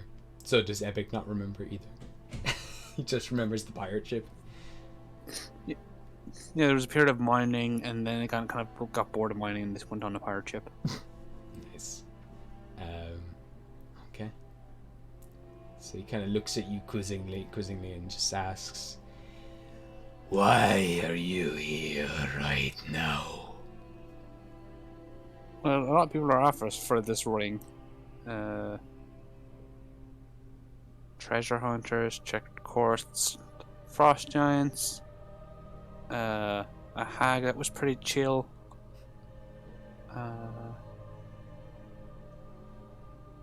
Just name a few. And you expect me to help? No, I actually kind of like forgot about you, and I kind of felt bad that I hadn't really like talked to you in a while. I don't. Like I care. Moss is using the talk no jutsu.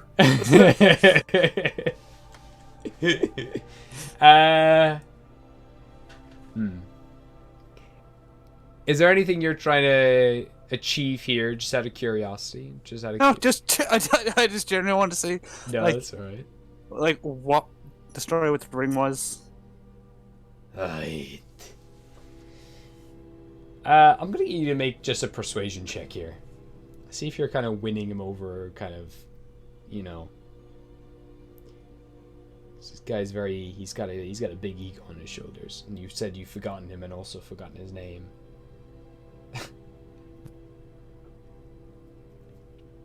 I got a 15. 15. Okay.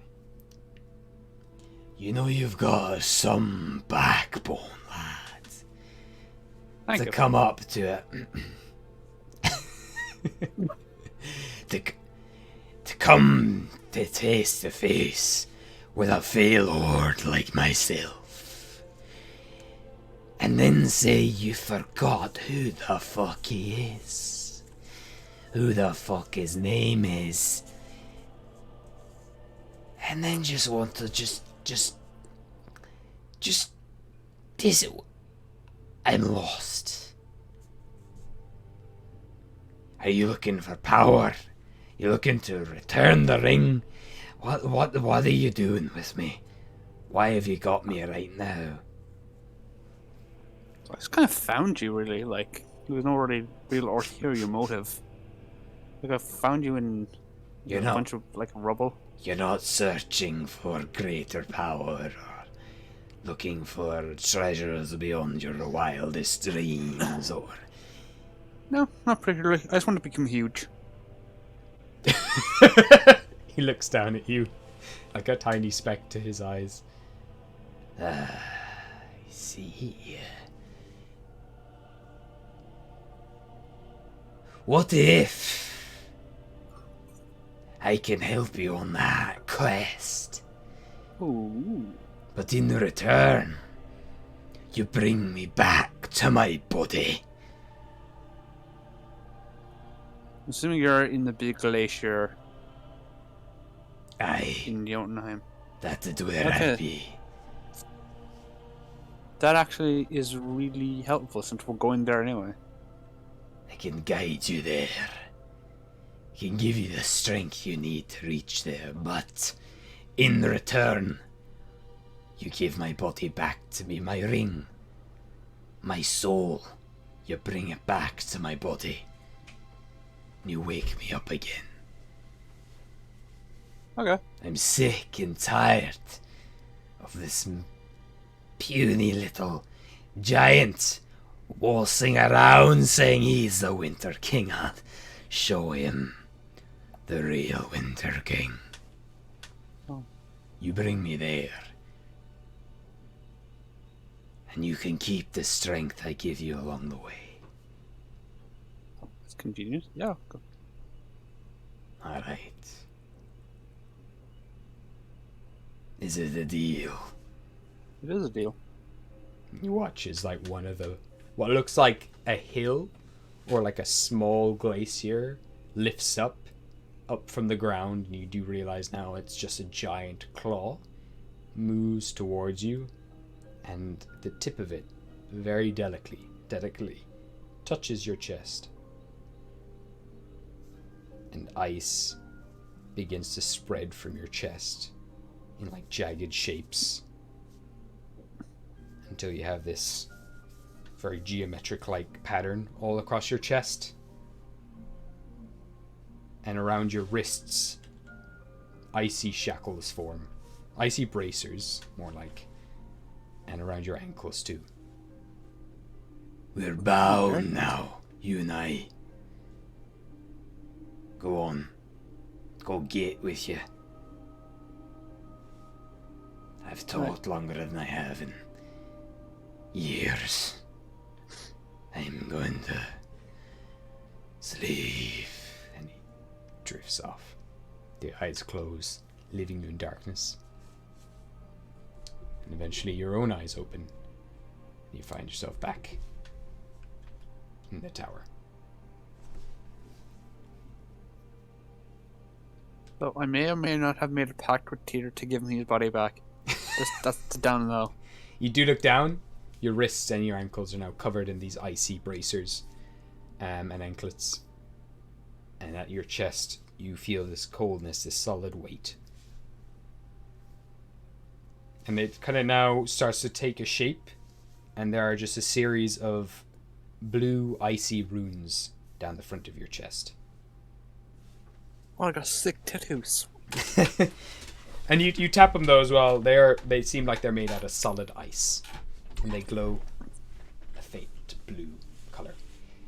Do you speak giant by any chance? Is that giant? Is that like that? No, I speak Dwarvish and Common. Okay. Okay. I'm gonna just look up what the word for this would be. Translator. And Teeter better not have put stoop on my chest. I'm a stupid dwarf. Across your chest. Okay. Hold up. What's that? No.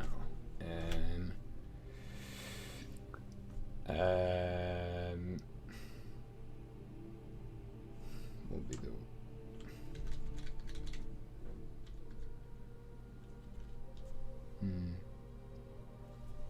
Okay. So you wake up. Cedric, you've been studying this room the whole time on the time machine and everything else. During that time, I can get you to make another investigation check if you like, for any other material that you might have found out on the machines here themselves. If you have 19. 19's pretty good. So looking around, you understand that you start also looking through the journals of Brian. And he seems to have paired up with 3 other individuals who are placed all around Gostar.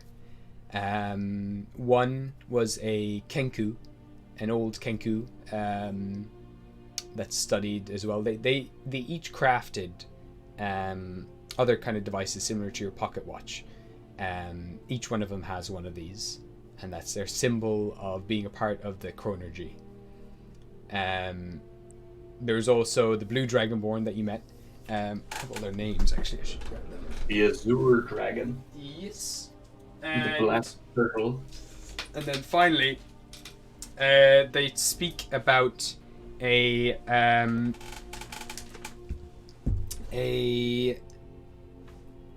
Rakshasa that they met. And he goes by the name of Xersha. And they seem to, like in this diary as well, they seem to talk about a falling out. Xersha seems to be kicked out eventually of the Chronergy and has never been invited back since. Does it give his animal and color? He is a lion, even though he's meant to be a white tiger. Is his symbol. Oh, you can't have that, Jesus. So he is the white tiger, but he looks like a lion. Yeah, he was a. Was he a white tiger? No, don't think he was. I know that the black Brian was the black turtle. Yeah. he Now was I'm the black turtle. You're the black turtle. The Azure dragon is a cyan colored dragonborn. Yeah.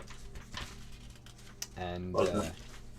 and then there's the Kenku is the red.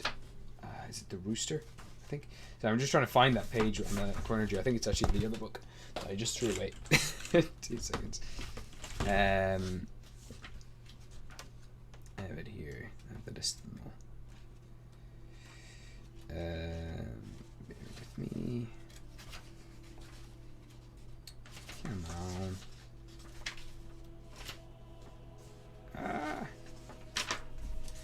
I'll find it.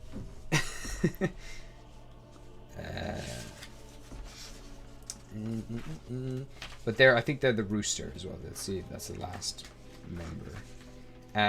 But studying this, they all work together to build this machine. There's also 3 other towers in existence, and they all can work. They all went on to practice different forms of time travel, like peering back. Another one, who's the Kenku, he specialized in small jumps, like going back a few seconds to make small changes, and he's the one who invented the little watches, the pocket watches that you all have. The blue dragonborn,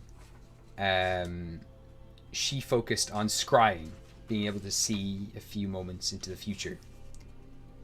And then Zersha, he wanted more than that. He wanted to be able to move fluidly. He wanted to be able to stop things. He wanted to be able to just completely wield and manipulate time and have it move to his will. And the first thing he achieved was managing to stop it. And that's what his pocket watch can do as well. He's able to freeze time for a few moments. That sounds pretty useful. And that's what his tower kind of allows him to do. Shoot, I don't know where the freak I put that. Literally, there's a whole just page that just says Chronergy. And I can't seem to find it. Platinum. Come on. Oh, there we go. So yeah, the oh no, fuck! It's not Zersha. No, I changed that. It is not Zersha. He is a Rakshasa, but his name is Bon, B-A-N, and he is a tiger. He's a Celtic tiger, and he lives in the Vale as well. Joke. The vermilion bird. The vermilion bird is the Kenku, and his name is Saffron. And then the Azure dragon. She's a blue dragonborn known as Sora. Okay. And then there's Brian. I like that they all have names that kind of represent, who they are. Like the blue dragonborn, Sora for the sky.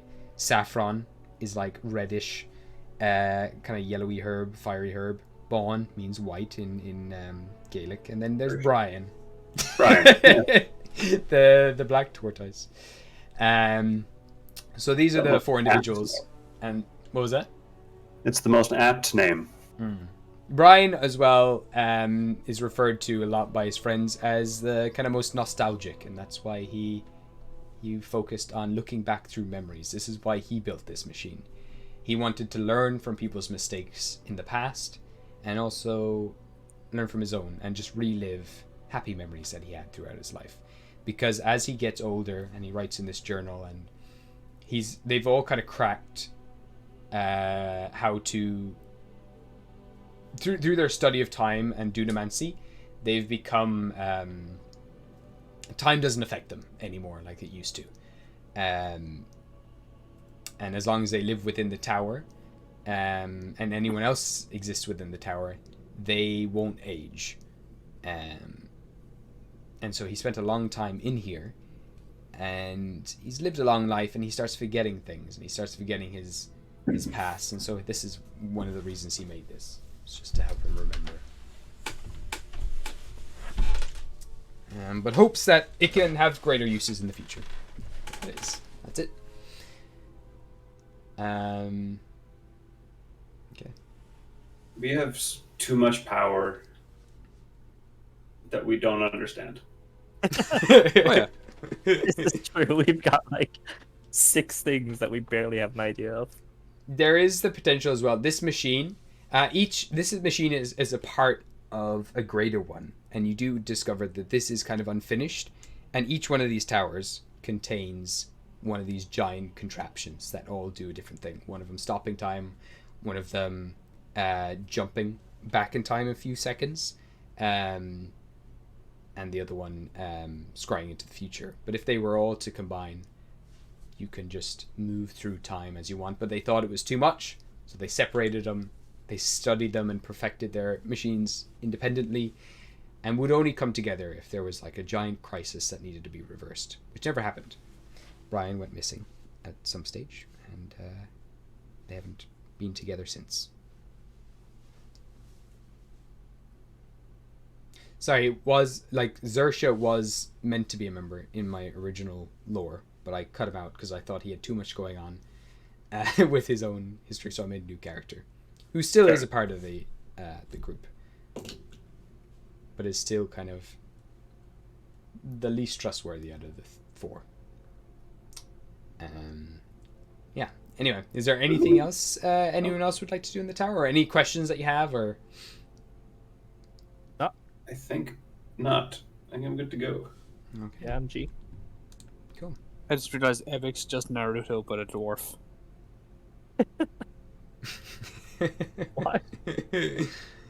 Oh, because of like the Kurama. Yeah, or the whatever. fox. The Yeah. fox. It looks like yeah. It gave. Oh my Kurama god. vibes. Shit, yeah. Ebic, just to say, when you level up next,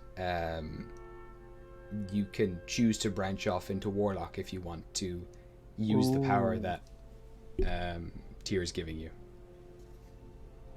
or Paladin. Or you can choose. You can make him one of your, basically someone who's giving you power. So like a cleric or a paladin or a warlock.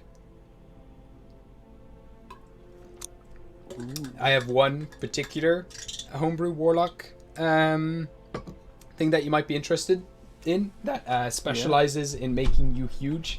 Like literally it makes you bigger and gives you more health. Yeah, that is my entire thing. So yeah. So I can show you that later. Sold. Sold to the man. You had me at huge. But yeah, it allows you to basically kind of do similar things to like the Rune Knights, where you can bolster yourself and make yourself bigger. You get lots of health from it. You essentially get like the toughness feat again. Lots of things like that. And one of my players in the Beta Questers game, Cameron, is also using that race. So it's being tested, and we know it works, and we know it's a good one. So yeah. All right. So you guys, there's some rations, supplies, and everything we can say for enough. I'd say there'd be about a week's worth of supplies in here for you guys to live on. For now. And we're gonna have you guys head off then, I guess. So I'm gonna go prep a map over here. So I'll actually hop to this map very quickly. Nope, Veil. So you guys are here. You guys are gonna start heading off in the direction of Jotunheim. Okay. Yeah, we're gonna swing swing by the wrestlers first. Oh, that was Yeah. it. That was the other one. Yeah. Okay. Cool. I'll open Let's it up. drop off our burb and then Yeah. Like goodbye. Okay. So, there we go. Did we want to give the bounty hunters a fake ring, or will we? Oh yeah, we'll do that. You Or do will we that? drop that off with someone we don't know? Or what? should we just- we could. I think giving it to a random person probably the better idea, because of like it seemed pretty sus that we just gave it to like Yeah, leave it willy-nilly. somewhere where they can find it easily. Okay. What happened to Skelly, by the way? I can't remember.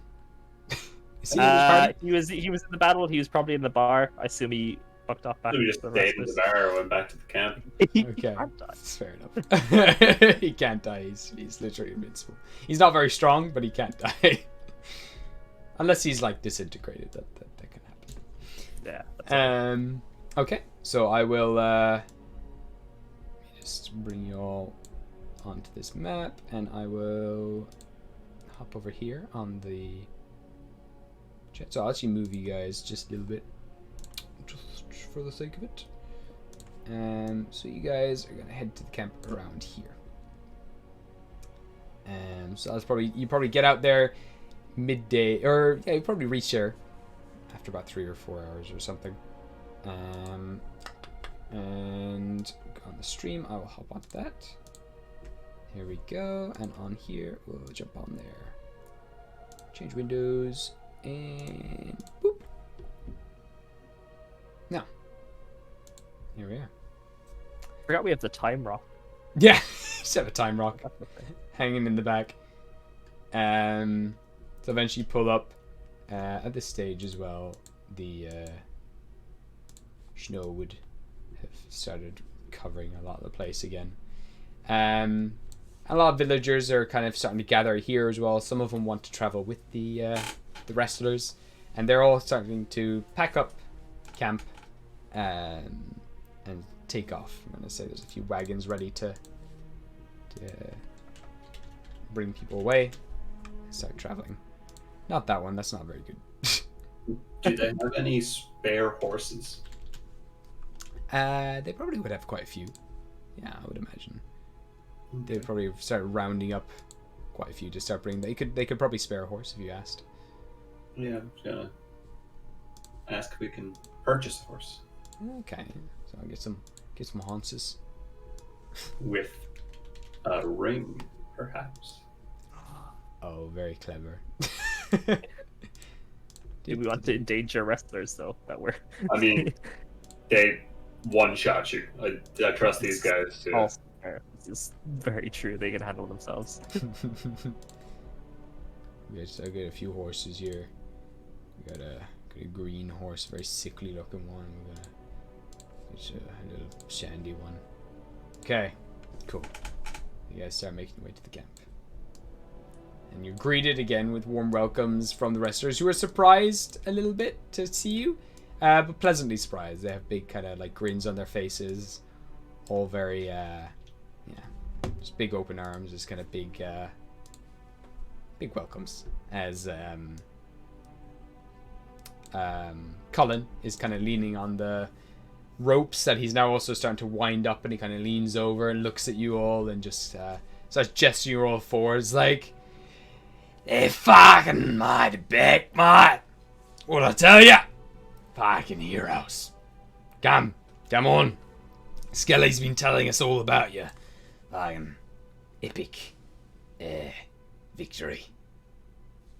It starts to gather. It was pretty epic. I was gonna chuckily walk over to the fire and start making tea. Nice. You see as well the the troll is keeping his distance from the fire itself, and from you, the caster of fireballs and everything else. But the others all start to. Like I'll wave and like gesture him over. He's got like a bit of a nervous kind of grin and laugh, just like, "Hello, yes, Splody man." We'll kind of start to shuffle over. Would you like some tea? Give me a persuasion check. Let's see how many people are interested. I'm gonna ask the troll, but if other people come in on it, that's fine. I got a 20 on persuasion. Fuck. The troll's like, I can shuffle a little closer, yes. He kind of shuffles in and reaches out and takes the cup. I will cheers you to your amazing victory. Clinks your cup with his and just gives it a lot of sips. A lot of like small sips and blows just to make sure it's nice and cool, but eventually drinks it, shivering a little bit as it warms up his body. Welcome back. It's nice to see you all again in one piece. You guys can hold your own. I'm impressed. Where are you going next? What is your plan? Overthrow a corrupt regime in your name. You see a bunch of them start to chuckle and grin and just like look at each other like nodding like, yeah, these are the same fuckers. They just took out the army. That seems about right. That seems to check out. And Cullen kind of hops down, kind of leaps up into the air and then like lands right down beside you, like cracking the frozen earth below his feet. And reaches out to you, just puts out his hand. We fucking wish you the best of luck, mate. We know you're gonna just do great things. You're already, you know. I'm gonna admit it. Everyone's been thinking it, but you're definitely way above all the other fighters here, hands down. Definitely, at least deserve gold, but you're not ready for me yet, mate. You managed to push me back a bit, but I still think you're gonna do fucking cool shit. And by the time I see you again, I want a rematch. I'll do like the Predator arm shake. Bringing it back. Give me a strength check. Let me get his. Oh fuck! Again. What have you done? We're gonna another legendary arm wrestle. Ooh, a 22. Okay. There is a sonic boom. Oh, As the two of you yeah. like clap hands, bunch of snow falls from the trees around you guys, and But just snow around them melts. yeah, just below your feet, just from the sheer, all the energy that just comes from that blast, it causes the snow at your feet to melt. But he got I'm not sure what he adds to this because he's got some crazy shit that he adds to this, but I think it's at least a plus 10. And so he's got like around a 27 to that. Oh, Yeah. I have a plus 3. So you clap hands, and he's like kind of he's put in a nice bit of effort in here because he thinks you can take it, and you do. And your whole body, it's like, you know, when you hit like a stick off of like something just solid, and the whole vibration goes through your whole arm. You just have that moment. We get a sense of how strong this guy is, but he's got a big grin and he looks a little impressed. What about you boys? Where are you off to? Well, we're gonna bring these refugees up to probably the nearest town is Table Knock? nah. That place is in fucking bits. We're gonna take him to where's my map? Orkyle. Orkyle's not too far from here. I think we're gonna take him down there, down south a bit, further from the snow. It's a bit warmer down there as you kind of start going towards Bale Green, all that. It's well fortified, bigger city, a lot more guards. They've got some refugee camps set up there, so that's where we're gonna take them.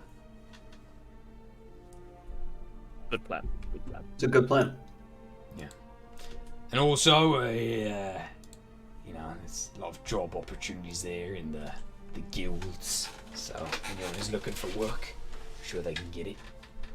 And there's been a bit of shit show over there at the moment, and I've been asked to help out, and sort some bickering between the lords there. So, wish you luck. Is there anything we can give you before we part ways? Nothing There equal, but there's a favor. Yes. I'll turn to Cullen, Mhm. and I'll gesture towards Cyrex, and this is my good friend and charge, Cyrex. He would like to join you because we are going north, and it is no place for him. And out of Cyrex's earshot, I'll step aside and just be like, he's a good kid and he's had a rough life. Treat him well.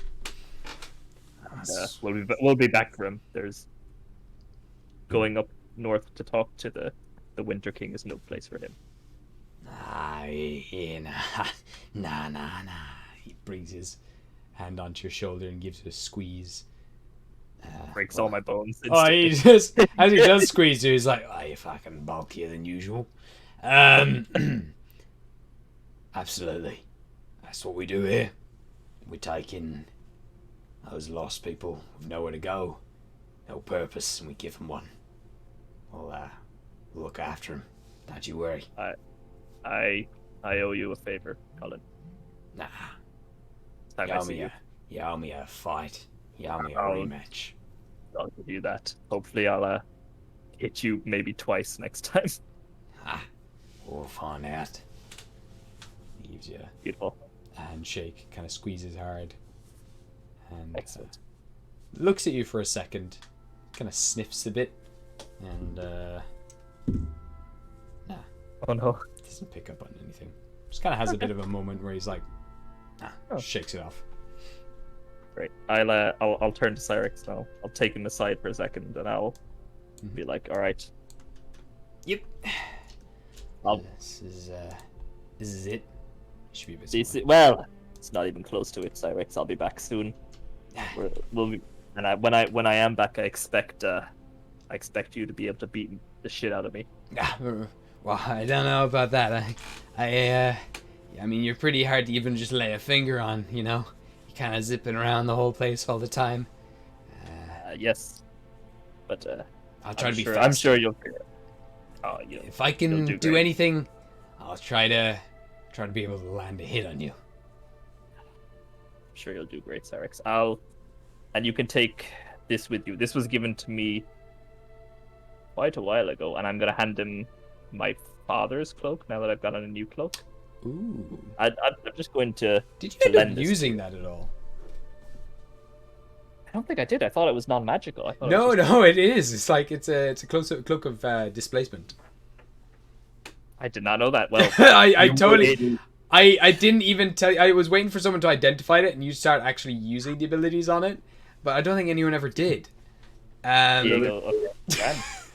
Grand. Diego doesn't know. Yeah, Diego that's doesn't know right. that. Yeah. Sorry. And he's Apologies. like, oh man, this is just it's a really nice cloak, not magical or anything. It's really good. But we are not strong. We are not super tough. We both have hollow bones, Cyrex. So Yeah. if you do fight, if you choose to be a wrestler, you've got to be quick and you've got to be smarter than your opponent. You're already getting there. But use this cloak. Okay. It's good for misdirection. It's a classic Diego staple. I use wear it with pride. Thank you. Beautiful. And I'll get it back from you in a little bit when I'm back. You got it. Here, you take this from me. My sister gave it to me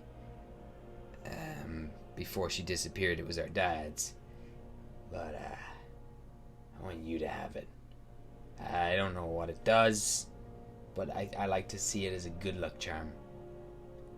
He hands you a bracer, like a leather bracer, and woven into the whole thing and under layers of it, there's all this tiny little clockwork all throughout the whole thing, and these tiny runes stitch into the leather that glow a silvery red color.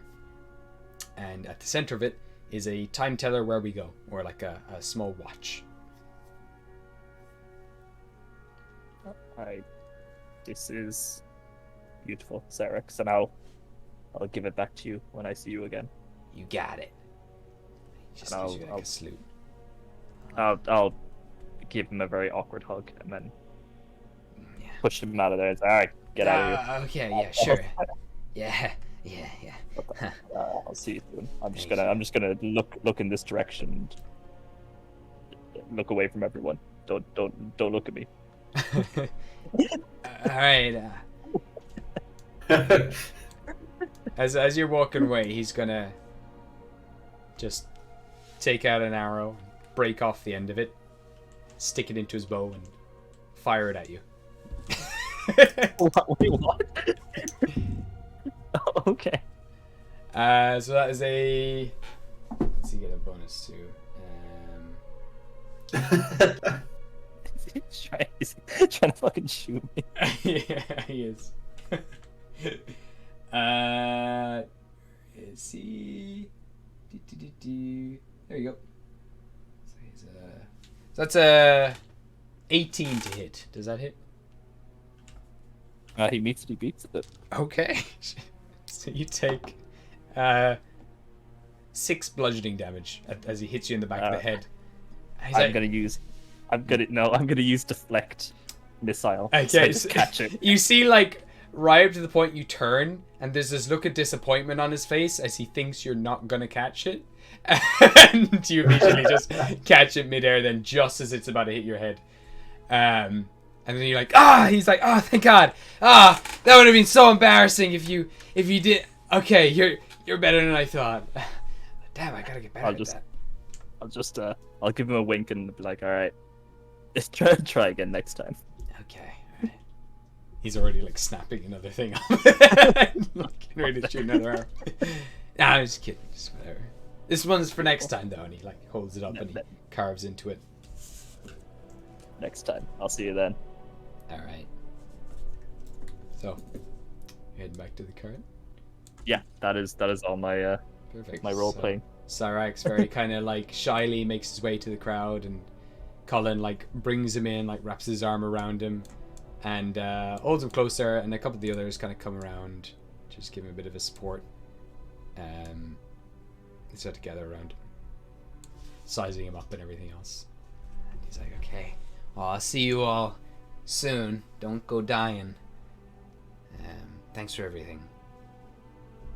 One places, kid. Alright. And you guys all head back? Yep. Okay. Yep. No interest in a horse? Yeah, actually, no. I'll ask Colin if I can buy a horse. Fucking me, mate. We got a few spit. We got old Sandy over there. We got fucking Tornado. We got fucking Ice Knife. We got Vomit. And we got a few of the red ladies over here. Beth, Brenda, Brittany, and Beauty. Any of these interesting? I think we're heading to Yo now, so Ice Knife seems like a Ice fitting. Knife's fucking right on. Ice Knife's dragged over. Like, he's got him, just throws him on his shoulder. Right, I'll bring an Ice Knife for you. We can. Joe can deal with the Ice Knife. There's no need for you to carry him. Joe's already kind of just like bringing him over. Bring him onto the thing. I shall make ice. What do I for Ice Knife? To be honest, mate, you don't really owe me anything. But if it makes you feel better, I'll trade Ice Knife for like 20 bucks, 50 bucks. I don't know. What's 50 bucks? 50 gold. Something like that. 50 gold. Yeah. I don't even know if I'm scamming you here or not. I don't know what a horse is worth. We just got a few of these, rounded them up in the wild a while back. I'll like nudge Joe. Like, Joe, give him 10 platinum. Yeah. Joe's gonna give him 10 platinum. I can. Right on. Don't even know if anyone accepts platinum, but thank you very much. I'll put this to good use. We'll all feed well. We'll give old Cyrax a good training session. We'll get him some good gear with this. Get him a nice place. We'll probably be able to set up a nice little house for ourselves in whatchamacallit over there. Fucking Orc Isle. Might even start a guild for wrestlers. Been travelling around for too long. Fucking cheers, mate. Appreciate it. Turn to Cyrex and be like, Cyrex, you're always welcome at the tower. Thank you. If anything happens, the cat will know how to get in contact with us. Right. Okay. Got it. I just need to try to find the door handle. Just gonna I'll chuckle just to walk himself. to Cyrax and give him like the squirt bottle. Squirt bottle over the cat. Yeah. He looks at it a little confused for a second and just has a little chuckle You to know what himself. to do. Thank you. I'm sure this will come in handy in more ways than one. He just kind of squirts Cullen, who just immediately flinches and just stares like daggers at him for a second. He's like, ah, shit, okay. Never mind. Sorry. Comes back at him, Yeah. dies.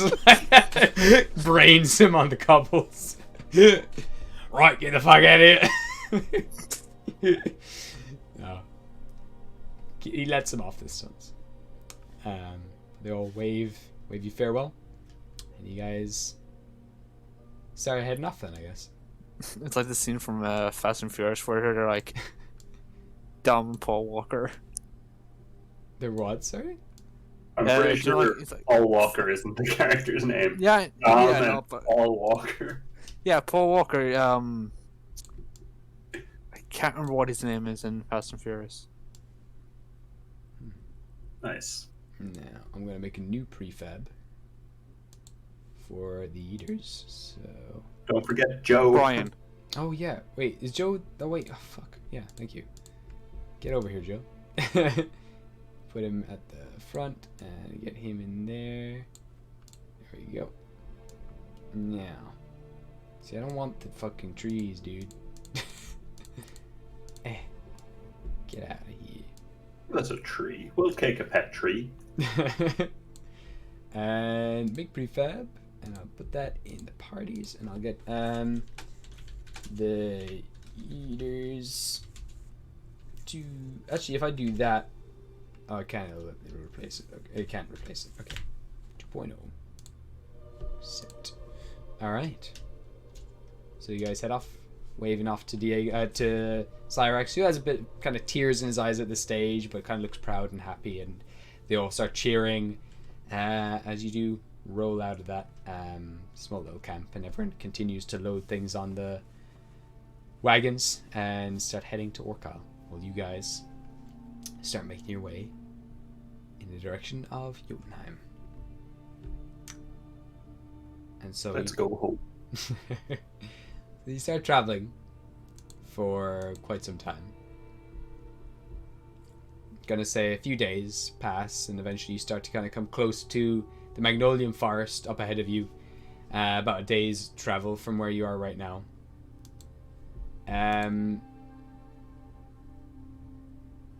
All kind of going well until eventually you just meet this massive lake, all frozen over. There we go. Get new prefab. Now, and all along the way, as you've been traveling, hold up, let's get the parties here. There we go. As you've been traveling over the past few days, people seem to kind of give you nods along the roadside, who seem to kind of recognize you, kind of mutter your names as you pass by them on the wagons. And eventually you come to kind of more less inhabited areas. You start to pass less people on the road as the ice gets thicker on the roads and the snow gets thicker. And at night, as you travel every day, it sounds like you can hear thunder in the distance behind you. And you continue traveling. And now throughout the day, as you travel, you can hear the sounds of like rumbling thunder not too far behind you. The heavy clouds are always above you, and it's always snowing. But this thunder keeps getting closer and closer until on like the second evening as you're traveling. Actually, I'm going to change the ambience while I'm talking. On the second evening as you're traveling, the ground below you starts to shake. Little pebbles start to kind of vibrate on the ground as this thunder is getting louder and louder and louder. And now, off in the distance, beyond the blizzard, you can see these shadows in the snow following you. That's ominous. And as you come to... And as you are traveling, eventually the road ends. As you come to the edge of a very large lake, all frozen over. And so you know this lake goes to the left and right as far as you can see for like maybe like I don't know, almost a mile each side. You are like bang in the center. Maybe it's 2 miles up to the left side and then a mile down to the bottom side. You know it will take you a while to just go down and around, and you're now starting to sense these creatures coming up behind you. You're not sure if you can outrun them if you continue going down or up. Might be able to make get a bit of a distance from them if you do manage to cross straight over. It's up to yourselves what you'd like to do. But the thunder is getting louder and louder, booming behind you. Do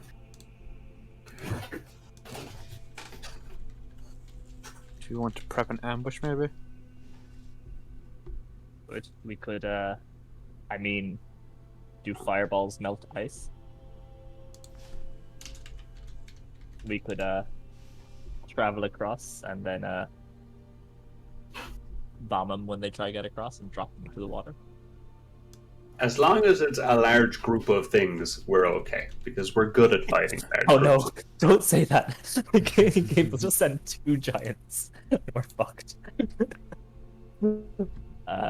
I think we either turn and fight them on our own terms, or they get us when we're sleeping. Also, is Grug here, or did we lose Grug at some point? Did he not copy over? No, fuck, You he did. doesn't. He's weird because he's got like such a I was large... going to make a joke that we forgot Grug and he's the thunder chasing us.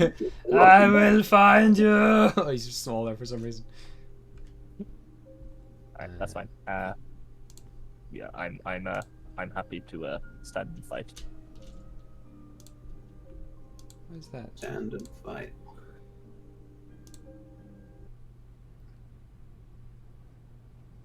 Yeah, I'm okay to stand and fight. Okay. Do we want to stand and fight on the lake or next to the lake? We have no idea.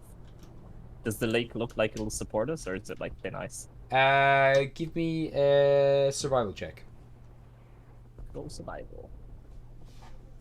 Survival. I don't know what music I just picked. 16? 16. You reckon it's pretty thick. It would be able to hold the wagon as long as you go at a steady pace. Okay. I'll relay that. I'll be like, yeah. It looks good as long as we're not rushing. But I don't think we have that luxury.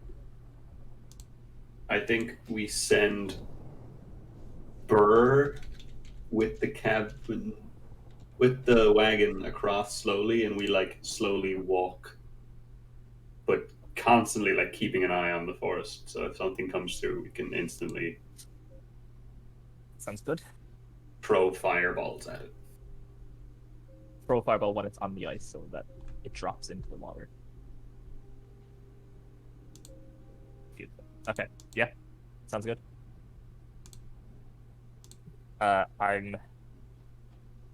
I'll fly a bit above the group.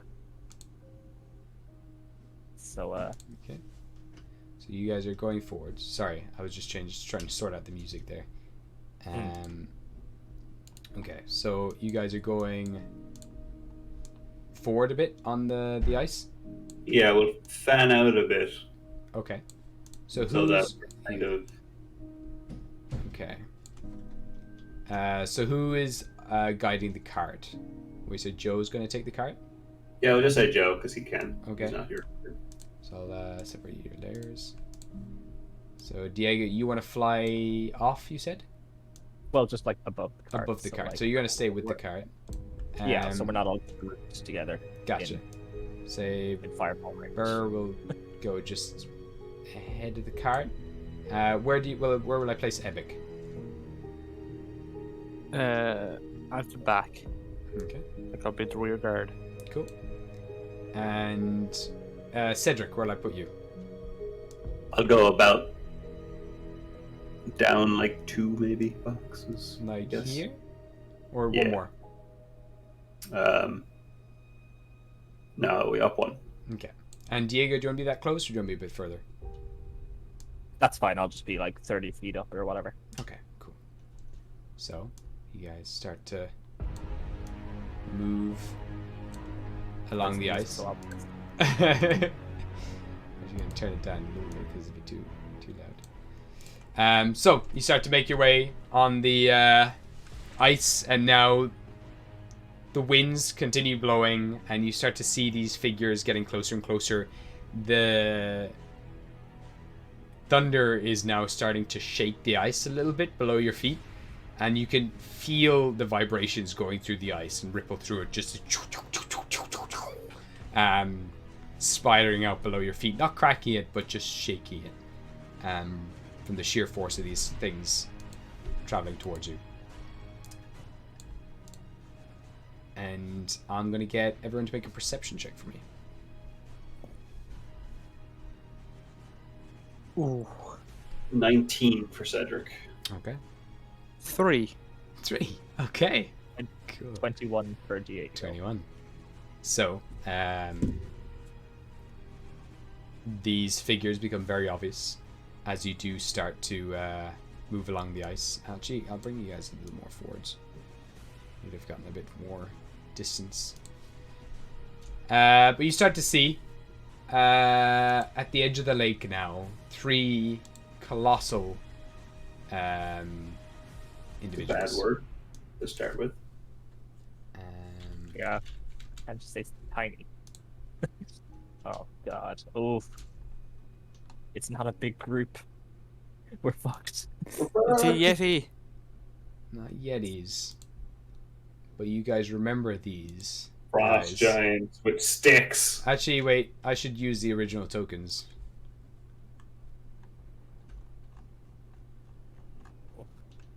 These were the guys. It's okay. There's no way these guys can cross the ice. Wait, fuck, they can probably freeze water. Or shit, I don't know. How do frost giants work? Break the ice. Yeah, they're not exactly gonna get frozen. I suppose. And each one of them are riding a tiny horse. Tiny Hans. This is just animal cruelty. Very sturdy horse, but small horses nonetheless. The thickest, but shortest. And they are galloping towards you guys, and as they reach the edge of the ice, it starts to splinter and crack off in your directions. And Well, the second they're on the ice, I would like to fireball underneath them. Or, like, I'll get them in the fireball, but the aim is to melt the ice as well. Okay. So. Focused on the middle one, I guess. Okay. Let's get a pattern here for fireball. And I've got to use my my staff of power to cast this. At Oh, 5th. at 5th level. Cool. So what's the radius on it again? Something crazy, like 20 feet. 20 20-foot diameter. I think it is a 20-foot radius. Yeah. Okay. Yeah. So Between 40 the foot. 40 total. We have to clip all of them, Matt, really, wouldn't we? I think so. Yeah. I'm just gonna check something here. Yeah. They're super resistant to fire. Nope. Okay. Now so that's 4 squares on the radius, so 8 by 8 circle, and I'll be able to move this afterwards. It's funny how small it looks when it's on this map. Just zoomed out. See, wait, I'll undo that and I'll put it on layer 2. Makes sense. Okay, so 1, 2, yeah, 8 by 8. Boom. Yeah, you can get them all there. Wow. So, you launch this colossal nuke off in their direction. They're stampeding towards you, racing, and all of them are gonna have to make dex saves. Including their horses. Including their horses, absolutely. So we'll go with the horses first. Horse number 1, starting from the top down, got an 18. Passes. Okay. Next horse down gets a 9. Fails. Last horse gets a 21. That passes. So middle horse is fucked. Well, fucked really if I roll well enough. And now going through these guys, starting with the top, gets a 10. Fail. Next guy gets a 12. Fail. And the next one gets a 2. Fail. They have a -1 to their dexterity. That's beautiful. Max And I hope the horses live. Yeah, well, this one definitely does not, probably, but we'll see now. Oh, that's not a great roll. Let's go here. That's really not a great roll. Oh no. What you get? I only got 35. Okay. Full damage. Okay. So you do this again. 2 seconds. I'll get this pattern again. But that is like 6 creatures, so it's still decent. Just move that there for now. Oh no. Oh no. And I'm gonna just get my ice brush, and I'm gonna come in here. I'm gonna Alt to erase. Oh no. There one. Is it? Yeah, this is it. Okay. It's kind of cool. That's pretty cool, actually. It's pretty. Not gonna lie. Floor pattern. Get rid of that. Now. There we go. So you do break all the ice below them. You said 36, did you? 35. So it's 17 on a save. Okay, so going through the horses. What are horse stats? They would be on probably strong horses. A, B, C, D, F, G, H. It's a war horse, but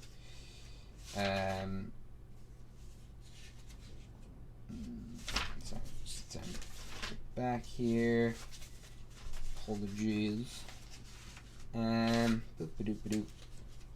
Yeah, warhorse. Oh, warhorses only have 19 health. What? Okay, so horse 1, horse 2, and horse 3. So horse 1 is absolutely smoked. Absolutely just taken out of it, evaporated in the fire. Just there's only bones left that are all just charred and broken. These horses, is it 17 damage on Phil? Yeah. Wow, they're like on 2 health. They live. They do live, but barely. They are under serious I'm happy pressure. that they lived. I'm sad that the giants are. They are You should be sad that they live. These things have under the 2 health. And They this probably one... live with 1 leg. They're as good as glue. Good as glue. It's quite the saying. This guy immediately is going to fall under the water. as is this guy. It's quite funny. Below water. And then this guy's gonna make a dexterity saving throw. See if he falls it. He's gonna fail, and also along with that, all of this ice, because you have now melted a ton of this ice. All three of these giants, as quickly as they caught up with you, all three of them immediately just crash down below the water, not really getting a moment to say anything. And there's a moment of pause as relief kind of washes over you for a second. Oh, after 6 seconds passes, I'm doing it again. So. Okay. I'm going to say there's a millisecond there where you can breathe, but then the ice starts to break.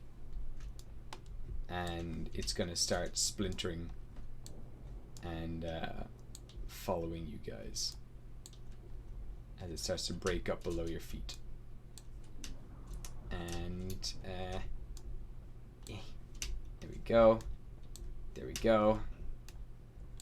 Yeah, there we go. And there we go. So this is all going to start breaking underneath your feet. I'm going to get everyone to roll initiative.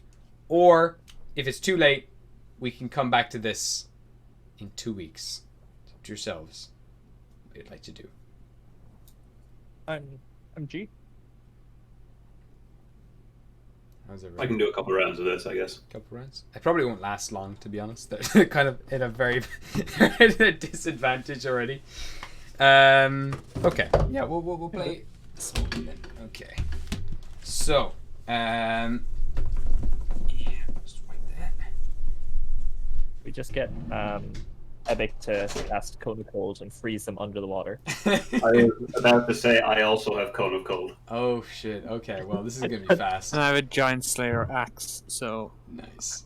All right. So we got Diego. I was thinking more of freezing the ice that is about. I know, yeah, but like if worse comes to worse. Just keep them under the ice. Yeah. So, Grug and Haunces. Okay. And then we've got Giant 1, G1, G2, G3.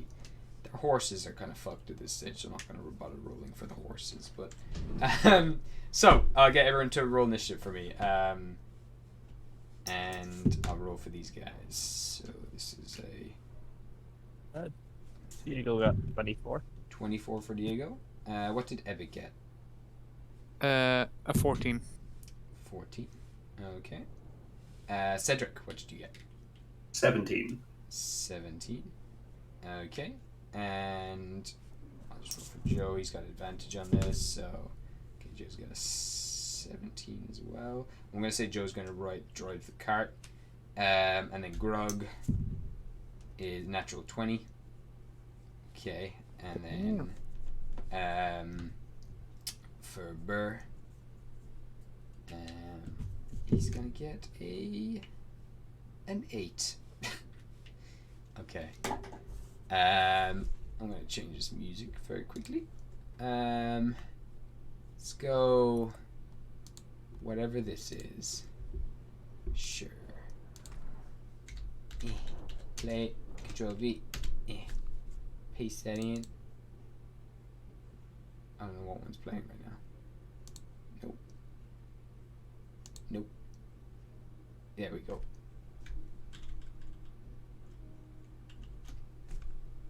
This is all very quiet music. I don't know why it's all so quiet.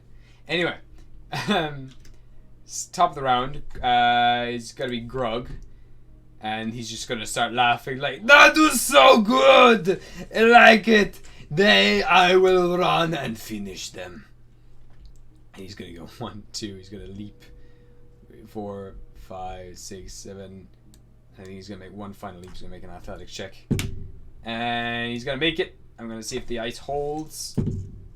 The ice just barely holds, and he kind of breaks a little bit under his feet. But he's good. He's running over there. He might even use his action to get a little closer to the edge, and he's gonna draw the Yeeter He's like, I'm ready. Diego, what would you like to do? I think Diego's going to rage. Go. So just like start like smashing his head into like the handle of his blade, and then Nice. I'm going to. What's my movement speed? 65. Okay. I think I'm gonna fly over next to Grug. How many spaces is that? 5, 10, 15, 20, 25, 30, 55, 60, 65. Yeah, I can go just down and right of Grug. There. Cool. Yeah, that's just my movement, and then I'm gonna hold It's crazy. my In a second, my just hit, but it's good. It's and then I'm gonna hold my action and like bonus action attacks as soon as one of them pops their head above the water. Cool. I'm gonna start action. All right. Well, just my attack anyway. Cool. All right. Next up, we have Joe, who's going to just start moving the cart. So he's going to start moving this down this way. Not with Burr. Burr's going to stay where he is. I'll just put Burr there. And yeah, I'm going to start saying he's just going to move down this way with the cart, getting it away from the breaking ice. Hoping that you guys can deal with the giants. Even though they've been slowed at this stage, but they can still probably follow you. Cedric, it's your turn. Can I get in front of Ebic and just Cone of Cold at 5th level? Yeah. In front of Ebic, you said, and then In front of them, just so I don't hit him with the yeah. Cone of Cold. Gotcha. I'm aiming to freeze the ice. Okay, like freeze it all over. Okay, that's cool. What is the It's a 60-foot cube cone. cone? That's pretty cool. Okay, so let me see here. I'll get that'll do. I'll go blue. This music is just so strange. I can't get it right. This is a Undertale, isn't I it? think so, yeah. 2, 3, 4, 5, 6. That's 30. Okay, so 1, 2, 3, 4, 5. Oh yeah, you can just easily fucking freeze this whole thing over with Cone of Cold. Fuck, that's cool. Actually, wait. Oh, it's gonna get us and all. Yeah. I'll send you this. This is what I was using as reference. I'm going to send it to you on Discord. Oh yeah, sure. I'll put it in the Yeeters chat. Cool.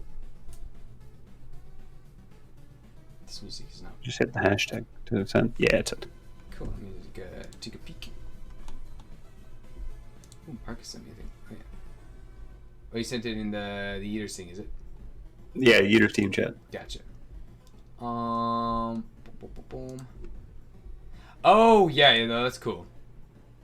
That's probably yeah. Like I'm gonna say, like it's just easy. Yeah, with that range, you can just start freezing up pretty much all of this. Damn, that's I effective. mean, the two boys are still going to get caught. Yeah. They are. That's So it's gonna be a con save, isn't it? It's a con save. con Yeah. save. So At the least two they're of pretty constitutional, right? Right, them. guys? I'm absolutely not. Grug Right, will be yeah. fine. Grog's pretty good, but he just rolled a 2, so. Okay, I'm gonna use my inspiration on that. What is Grog's bonus to con? Because I think it's pretty freaking high. Let me just check. Okay. I failed. Even with his +9, it's 11. We both failed. Okay, how much damage?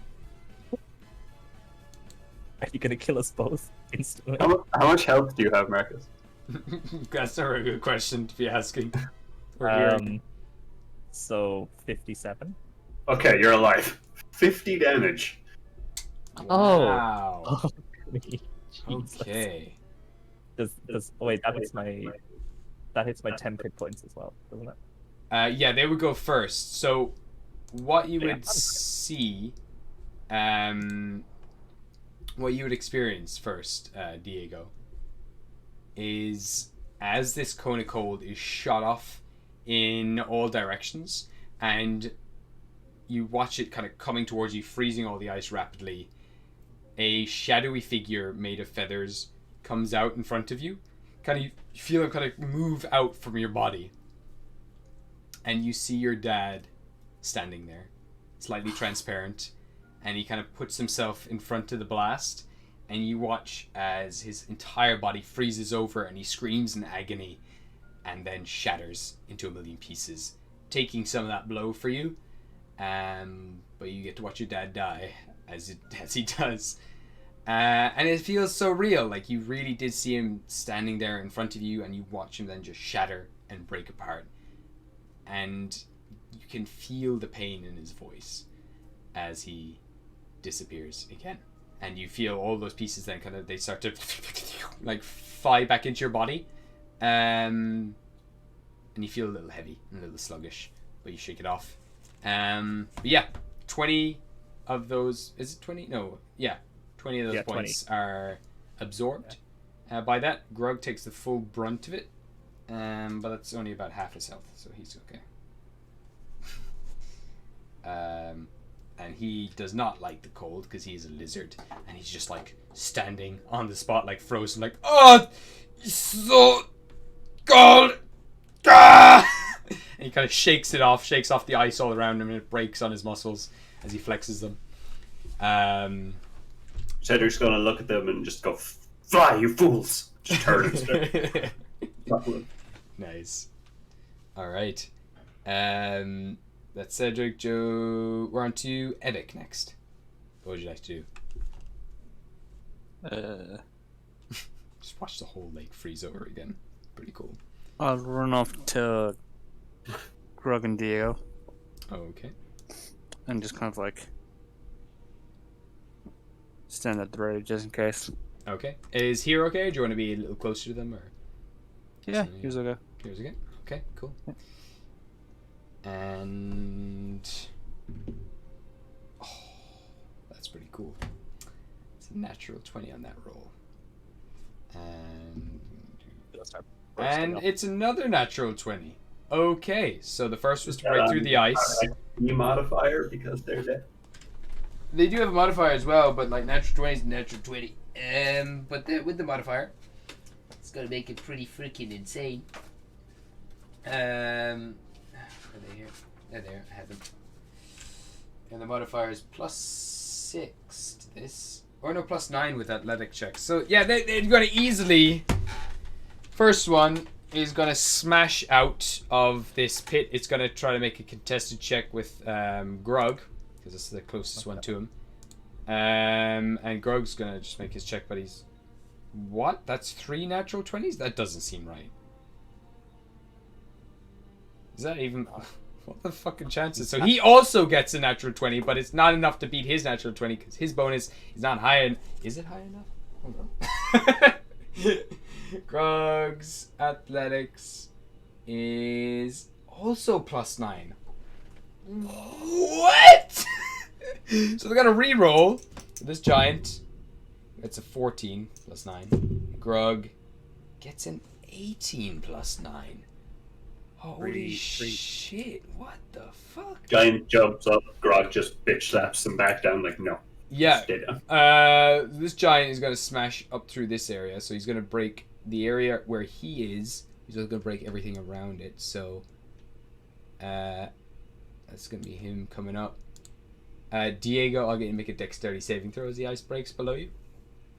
Can I see this effect live alert? Yeah, actually, you would sense the danger. Like your feathers would stick up on your skin, and you would see this guy. I got a 25. Okay. Cool. Yeah. No. So you're fine. You managed to just like spread your wings, and you kind of flutter a little bit, and kind of land back on just this lip here. I'm gonna say. But Grug and him are just like battling like two sharks in the water, just like flailing around. Grug's like trying to be grabbed. Grug kicks off him. He's gonna fly back here in the water. They're gonna separate. Now this giant is just kind of like wading, like just paddling in the water. Grog's going to hit the water. He's going to take a Constitution save as he hits the frozen water. He's going to fail it, and he's going to take a d6 of cold damage. He's going to take 3 damage. Okay. So, okay. So he's trying to grab Grog right now. Grog is slipping away. He's managing to out-wrestle this guy, but just barely. As now, the next one is going to make an attempt to break through the ice. And that is going to be a 15, so that you beat it.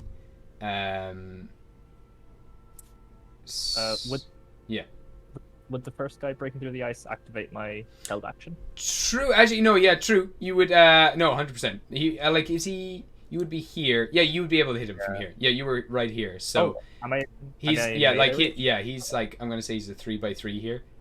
So yeah, you can try to start to smash him a little bit. Yeah, I will say so. I will take a swing at him. Let's reposition him there.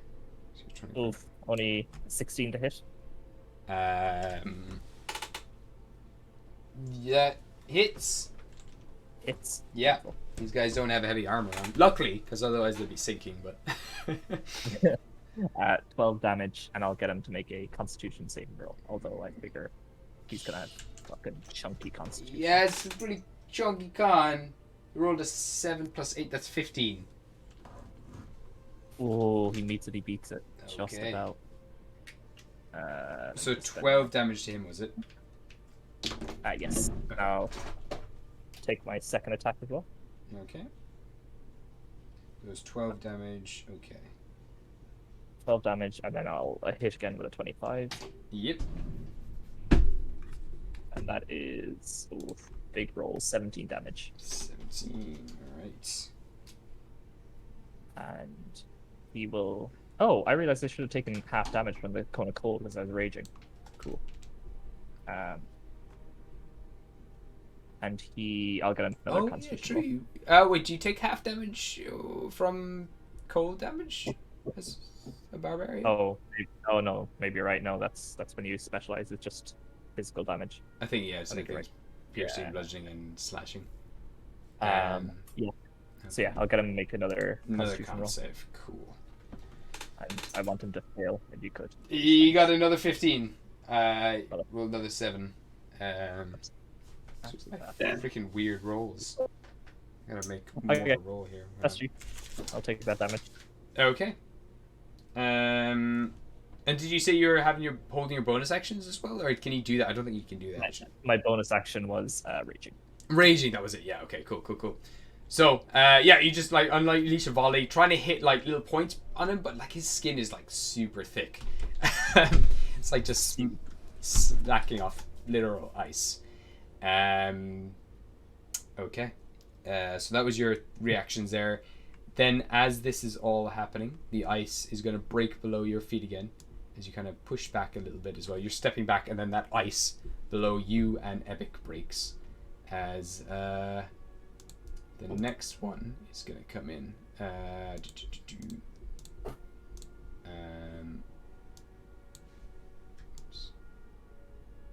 we go. And where is he? There he is. We shouldn't have put them underwater. So I'm gonna say who wants to be odd and who wants to be even between Diego and I'll be odd. You're gonna be odd? Okay. He's going for you. So will you make me an athletics check, please? Test athletics check because he's gonna try to grapple you and pull you underwater.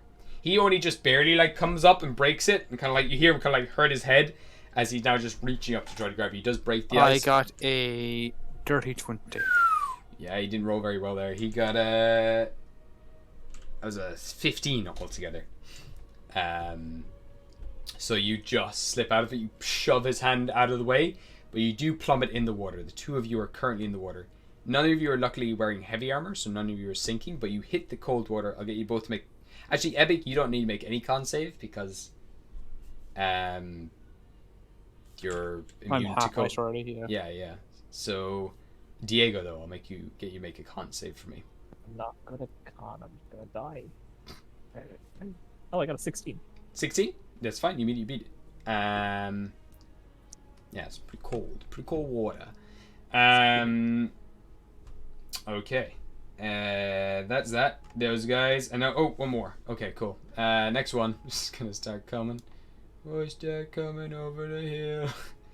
How far can this guy travel though? Like he's in the water. 1, 2, 3, 4. Yeah, he can get there. So he's gonna go here. He's gonna break some more ice. And he's gonna try to grab you, Diego. It's kind of a cool image of all these giants like coming out of the water, like trying to grab you guys. Okay. Ice. Smash. And Diego, I'll get you to make either acrobatics or athletics check. You know how I gain an advantage on strength checks? Does that include athletics? When I'm raging. I don't know. I think so, yeah. I would say so. Okay. Yeah. And I will do athletics with a nice advantage. Okay. 18?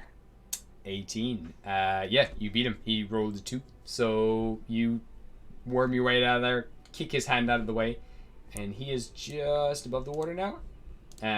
Just paddling. The other guy is the only one who's below because he didn't get very good on his roll to try to break through the ice. He just barely got through, so he's kind of still submerged, looking up at you. Okay. And then finally, Burr is going to make his move. So I'm going to say, leave them alone! 1, 2, 3, 4, 5, 6, 7. How many spaces can I move? Burr. Select character. Get Burr's character up here. Yeah, 40 feet. So I am here, and that is 2, 3. Oh, he's just gonna be out of the range of this guy. Yeah, he's kind of like in these 3 squares because he was trying to grapple you. Or does he have a reach? He does have a 10-foot reach, which is pretty cool. But I'm gonna keep him there. Burr's just out of range. Fuck. Does he have any bonus to his speed at the start if he rages or anything? No, I think it's just a flat increase if you're a barbarian.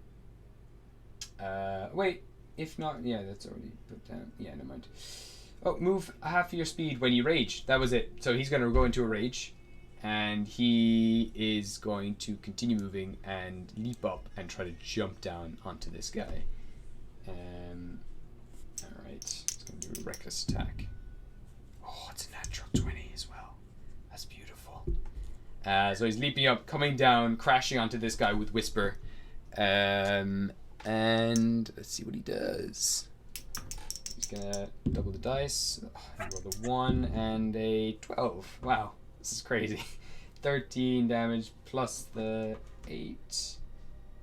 Does he do anything else? 13 plus 8, so that's okay.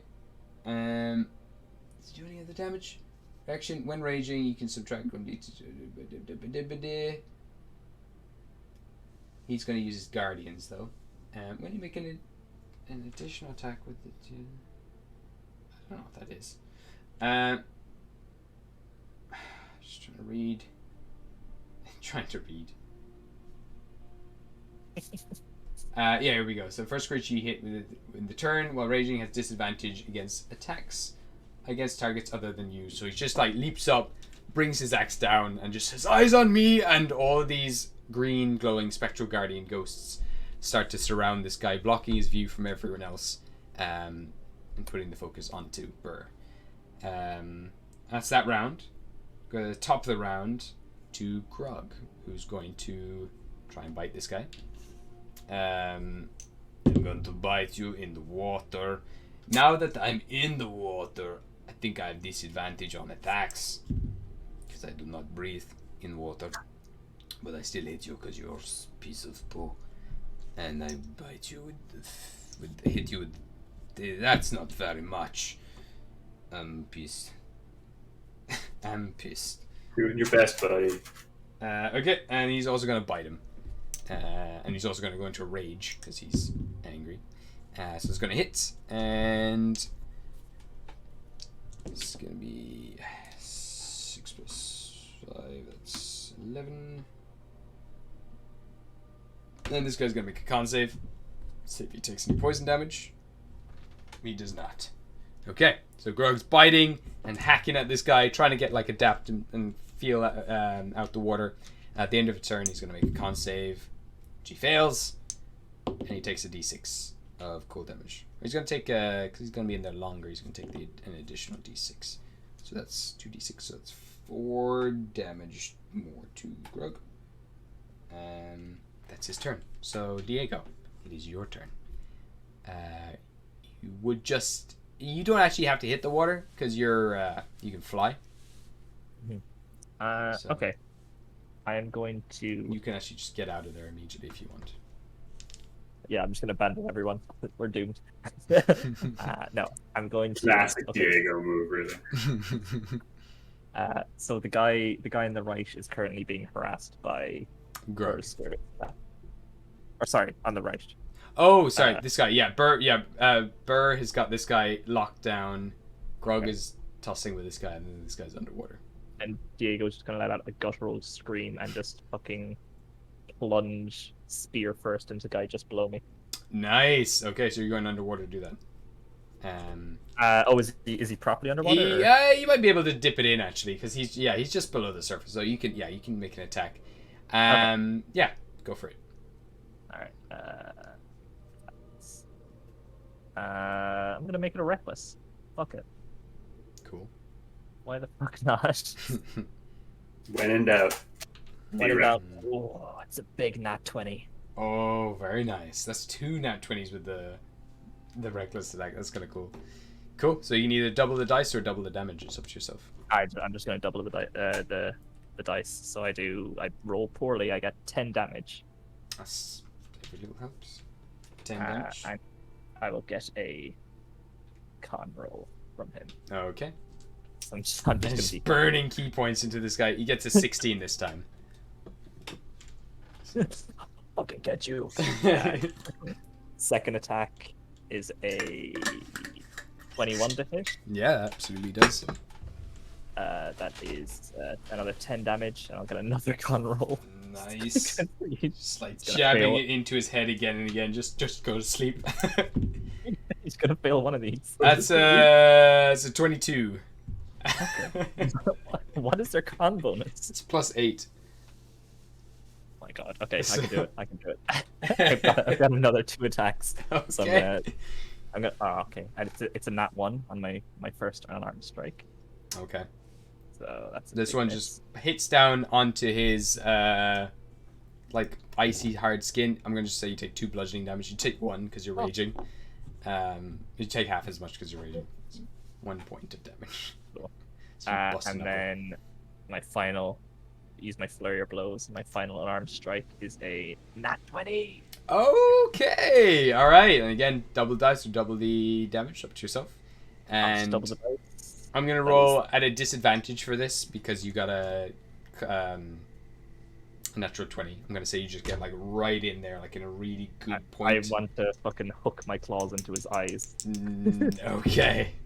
So first roll was a 19, so +8, so that would be 27. But we'll see what he gets on the disadvantage. It's a 15. Motherfucker. But he takes 13 damage anyway. 13 damage. Okay, cool. And I will use that as I dig my claws into his eyes and like drag them up. I'm gonna backflip out of there. Oh my god. My disengage, and I'll like. Is it? Oh yeah, you could do. Yeah, I forgot. Yeah, cool. I can do disengage. Because you use flurry of blows. Cool. I'm going to go. Yeah, I'm just gonna fly up, kind of like north up towards kind of the ice. Okay. Out of everyone's range. Cool. 1, 2, 3. Like here? Is that too far? Yeah. No, that's grand. Cool. Nothing's too far. Nothing's too far. All right. That was a lot of key points, but not a lot. Just loads of smoke rising up from the water. Fucking their fucking con is killing me. Okay. Joe's gonna pull up the cart now that it knows it's safe. He's just going to spend his turn like dealing with the horses that are not being, they're kind of just too scared to do anything. They want to keep going. He's trying to bring them back. And I'll say as well, the time crystal's like just falling out of the cart, and he's like, well, fuck, oh, shit, and he's going to try to go get that. Don't touch it! The water, like the ice is now starting to grow around it and then melts and then freeze again.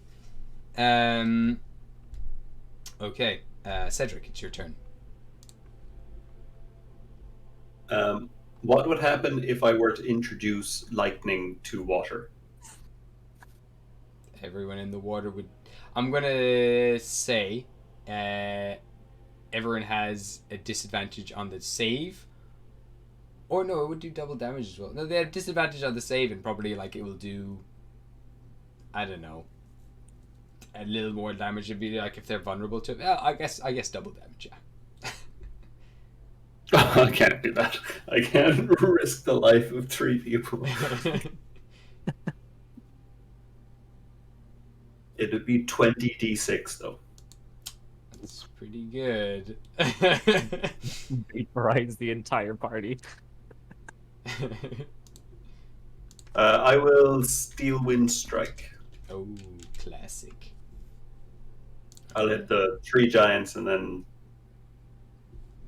Do I have to be 5 feet within someone I hit? You end your turn, I think, yeah. To an unoccupied space. He's 5 feet.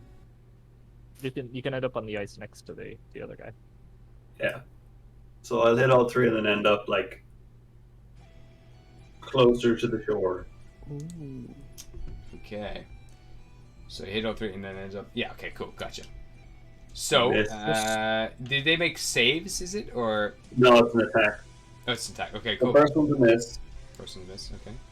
The second one is 25. Yeah. And the third one is an 18. Nice, yeah, that hits as well. So I would just go in order that you just missed the first one, get the next guy underwater, get this guy over here. They take 22 damage. 22? Yeah. Okay. That's pretty good. And the second guy takes 36 damage. Oof. Wait, so... okay, hold up here. Jeez. Okay. Let's do the quick maths. Okay. Wow. Okay, so yeah, you just dash through that, like there's like these explosions, almost like, bombs have gone off in the water, as each one of them is just slashed and the bubbles like explode from their mouths. And you land right at the edge of the ice by this guy. And that guy who's just right beside you, tussling with Grug, it looks really rough. He's looking really bad right now. As like his chest just kind of explodes and now blood is like oozing into the... it's kind of very dark. Red blood is just oozing into the water around him. Okay. I will then just pull out Rodgill and ignite him. Cool. I'm going to say, because you have just ended right at the edge of this kind of very fragile ice all around the rim, I'll get you make a dexterity saving throw. 13. It would be very nasty for me to fall in now after. I just didn't think of the save. Just I didn't come up with the save as you said the number. I'm gonna say you're okay. I think 12 is a safe enough number to go with for here. It's not like very difficult to pass, so I think that's a good standard number. So you're fine. Okay. You do stumble a bit, but you're good. Okay. Is there anything else Cedric would like to do? You ignite the blade and... I'll take a step forward. Take a step forward. Away from the edge. Yeah, sure. Gotcha. Cool. It's straight into the water. Straight into the water. I take a step, suddenly I'm on the edge of a load of ice, kind of like falling backwards. I'll just step forward. Yeah. Makes perfect sense. Poise myself. Cool. All right. So we're going on to yourself, Epic. What would you like to do? Okay. I will rage anyway. Mm-hmm. Oh yeah, fuck. Give me a d20 roll. Oh no. Tweeny clock. Where will it stop? Oh, this is new. A 19. Okay. I don't think I got 19 before. Nope.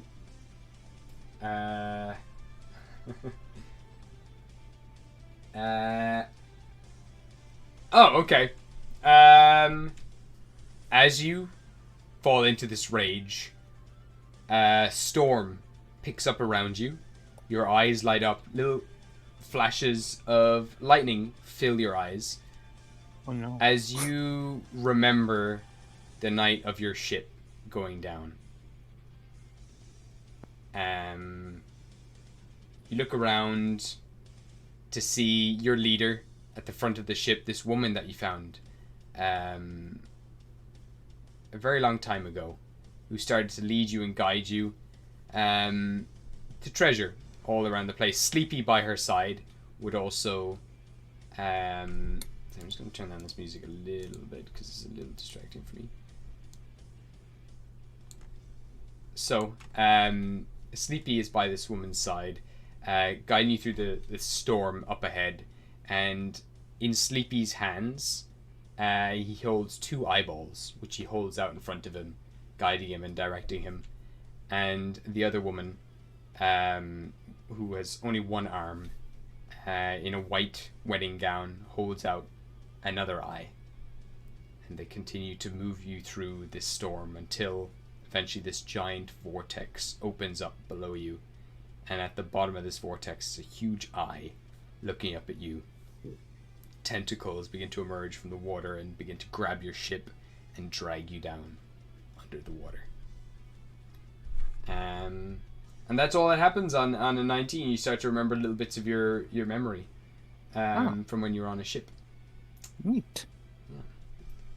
You get really angry and now you're just like, what the questioning life. But as that happens as well, you recall the name of this lady that was on your ship who washed up in your world a long time ago, and she goes by the name of Patema. Wait, I know that person. Patema is a player and a character in the Multiverse. Patema played the barbarian lady who you met briefly in the game. Yeah. Okay. So, you raging. What would you like to do? I will attack the one that's fighting Grog. Okay, so you're gonna move out of combat with this guy. The one's fighting Grog no. is this one over I here. will. This one's underwater, I will and then this one's. I will fuck up the guy next to me. The one underwater or this guy? The one that's above water. Above water. Okay. Cool. Give me an attack roll. So you swing around because you are in the water. I'm gonna say it's at disadvantage. Because attacking water is difficult. 13.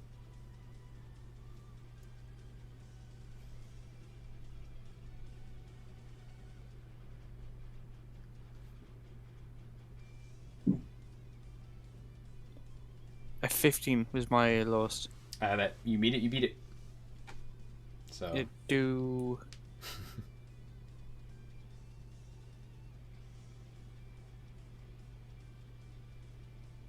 8. So 12 plus. Was it? Because Giant Slayer does something 2d6. Yeah, it does. Yeah. Oh my god, yeah. Yeah, you're fighting giants now. You bring this giant. So it weapon do around. 17 damage. Nice. All right. Okay. Cool. As you just like swing the string, it's a hammer, isn't it? It's a axe, I think. Oh, it's an axe. So you just bring it right around. It just cracks right against his face, and there's this sonic boom as it meets the giant skin. You watch as it cracks and breaks. And yeah, he does not like that. Attack number dos. Okay.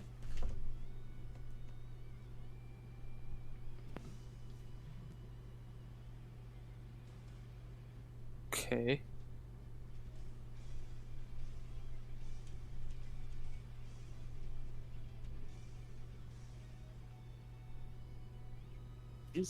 A 12 is my lowest.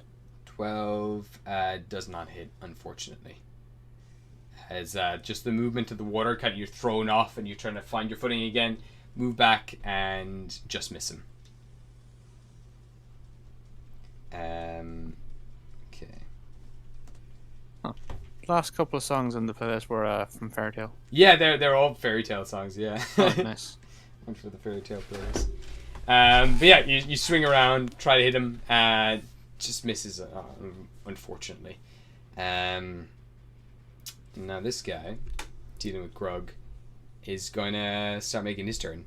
He's going to just start shouting at the others, like in Giant, but Cedric, you would pick up that they're saying, like, just get the ring, just grab the ring and let's go. Take the dwarf. And he is going to try. They're saying free XP. Free XP. Free XP. He's going to try to make an attack. He's in the water, though, so it's a disadvantage. I'm going to try to hit Grug. Oh, that is a 2 that he rolled. That is not going to hit Grug. Going to make a second attack at disadvantage. And that one will hit. 18 altogether. That is 3d12. 19.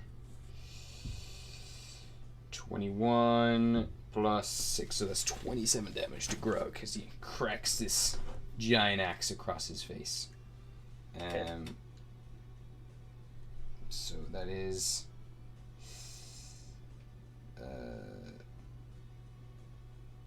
okay. Grug's looking pretty rough. Oh no, he's raging, so that's actually half damage. So that's okay.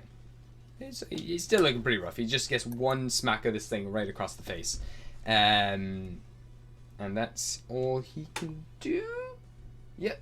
Next giant is going to try and grapple you, Evic. So he's gonna make, can you make me a contested athletics check, please? And you can make it with advantage because you're raging. God, these guys are getting really shit rolls. Okay. Got like 3 nat 20s at the start. So That's true, yeah, no, that's fair enough. Now it's just all downhill from here. A 25. Yeah. Okay. Yeah, so he tries to grab you, misses. I'm going to say he's going to make an attack now, just one attack. It's going to be at a disadvantage. It's not going to hit. It's going to be that's a 13 to hit. Don't think that hits. No, misses. And then the next guy behind you, going to try to grab you as well. So if you make me another check. That's a bit better. Thank God Epic has +7 in athletics.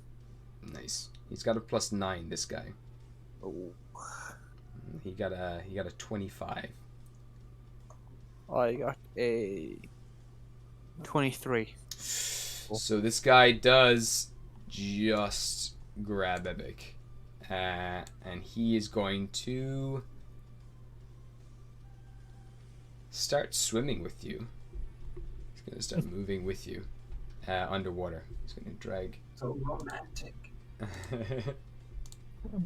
Oh god, they're all going underwater. Stranger danger! Stranger danger! That's fucking terrifying. Imagine a giant just like grabbing someone and just like pulling them underwater. Yeah.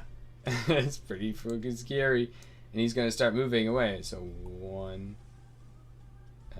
2, 3, 4, 5, 6. He's roughly around here, yeah. Okay. There he goes.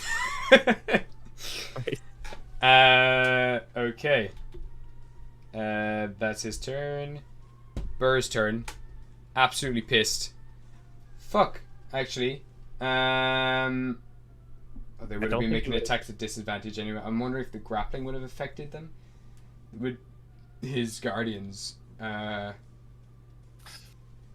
forgot about those. I Creature don't know. you hit on your turn has disadvantage against other targets. No, it's just trying to attack. They have disadvantage, so it kind of is redundant while in the water. He tried. But he's gonna start. He's gonna just continue swimming in the water. Grog actually needed to make a con save on him. No, I did that already. Burr's got to make a. Never mind, I'll get to Burr in a minute. He's gonna dive in the water and he's gonna start swimming after Epic. So, 1, 2, 3, 4. Is it half your swim speed that you get? Yeah, your swim speed is half your movement speed if you're not. Yeah. I think it is something like that, John, unless you have a specific swim speed. Yeah, so he's just going to keep going until he finds you. So, okay. Oh, it's terrifying. Just vanish beneath you. Yeah, it's pretty scary. I like it, though. It's pretty cool. And he's going to make some con saves. He's going to make a con save, and he's going to fail, and he's going to take some ice damage. Oh, there's a lot of ice damage. I'm going to fucking freeze underwater. This reminds me of the what's it called? You know the scene from Hercules where he starts swimming after after Meg. Yeah. Beautiful. I can shoot up the water. Yeah. That is that. Okay. So now we have the top of the round. We're back to Grog. I don't know what I'm even doing anymore. I'm going to hit him with my sword at disadvantage because that's it. Oh, he's got a reckless attack actually, so it's just going to be a straight roll. Still not going to be enough though. That's 14, so it just misses. And he's going to try to bite him. So this is at a disadvantage. It's going to hit though. It's going to make do some biting damage. That is not bad. I do 12 to you. Oh no, +2, so that is... You will take that much. Okay. That's not bad at all. You're nearly dead. Do my con save now. Ooh! That's gonna fail. So he's gonna take some poison damage from this bite. And that... You are dead. You watch as he bites him. And then just all these black veins spread throughout his body, and his whole body starts to crumble away into chunks of ice, and he is dead. The horse is still there. The horse is still there. The horse has been saving cons. I think the horse is dead because they've just frozen to death under the water, unfortunately. The horse is there. That's my move, and now I will start swimming this way as well. Below the water. I don't know where any of them are. Grog is going to take a con save. It's going to fail, and he's going to take some more ice damage. It's not good. It's 15 points of ice damage to Grog. I'm just going to get his stats up so I actually know how much health he has. Okay, 113. That's another 15. So he's on minus. I've been just adding up the damage he's been taking instead of actually. Oh, is Grog on death saves? No. He's fine. He's on 18 health. But he's going swimming after him as well. Okay, so Grog's swimming after this guy. Diego, what would you like to do? You've seen everyone just kind of start swimming under the ice. Yeah, Diego was just kind of half panicking. I guess I'm just going to jump and land on top of the head of the guy who's still like half underwater and Sure just start fucking clawing at him. Cool. Sleep on top of this guy. Yeah, go for it. Because he is kind of So, submerged just below the water, so you can keep hacking at him without disadvantage. So my first reckless attack is a 23. Nice. All right. That does 11 damage. Okay. I'll do it. Another attack. I'm not gonna get him to roll con. Sure, Right. that's fair. Ooh, a 14 misses, wasn't it? Yeah, just misses. Yeah, Oh, damn. fortunately. Okay. And then I'm gonna fucking punch him. Cool. It's weird depth perception as you like think you're gonna hit him and you don't quite hit him. 24 to hit. That hits, yeah. For sure. Only 7 damage. Yeah, 27 damage. No, 7. Only Okay, 7. sorry. You said okay. Gotcha. I'm not that ripped. I was like, Jesus. oh, that's a big punch. How's he looking actually? Is he You're looking- beating up a lot. Like he is looking worse for wear. Like not as bad as the other guy was just before Grug bit him, but he's still looking pretty rough. Like he's got splashes and bashes all over him. A bunch of his flesh and face is starting to crumble away. Yeah. I'll get him to make a con save. Why not? Okay. Why not? Let's see what he gets. Okay, I rolled a 2 plus 8 is a 10. Fucking he's stunned. Yeah, he is stunned under the water, which is not a good combination. Yeah. And he just there's one movement where you just punch him in the temple. There's a huge crack and like split at the side of his face, and he just like starts to drift back under the water. I will. Then I'm just going to like step off him as he's sinking down. Nice. And floats I- Like away. Jack Sparrow off the boat. Yeah, exactly. Can I use my Hmm. final flurry of blows to punch the ice above where I think Epic and them are? Yeah, give me a survival check. Or you tell me roughly. Okay, I think they are Yeah. roughly directly below Epic, Cedric? or not Epic, Cedric. Yeah. About 1, 2, 3, 4, 5, like 6 spaces down. I Just think here? right there. Like here? Yeah, and I'm just going to fucking let out a guttural scream and punch the ground. Cool, give me an attack roll.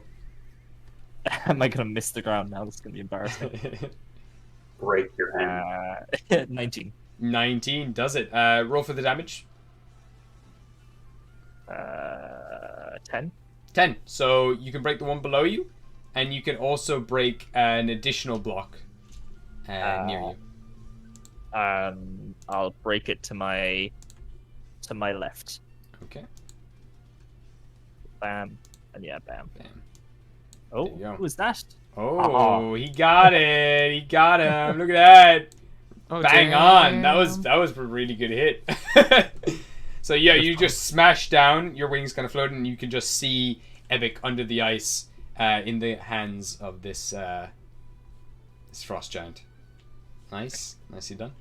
And then can I use my like my disengage movement just to like hop back a few spaces? Sure. Like here or up or anywhere. To the right. So like 2 spaces to the right. Oh, yeah. yeah. Perfect. All 2 or right. 3, Yeah. More. Yeah. There you go. Yeah, perfect. Cool. All right. So that is Diego. We're on to Cedric. What are you doing? I will walk up to the hole. Okay. We're doing I'm ice- still in the hole, by the way. I Yeah. will say goodbye to my good friend Epic. Oh no. No, I won't. Lightning bolts. Granted, Epic probably survives until what, 140 health? Want to bet?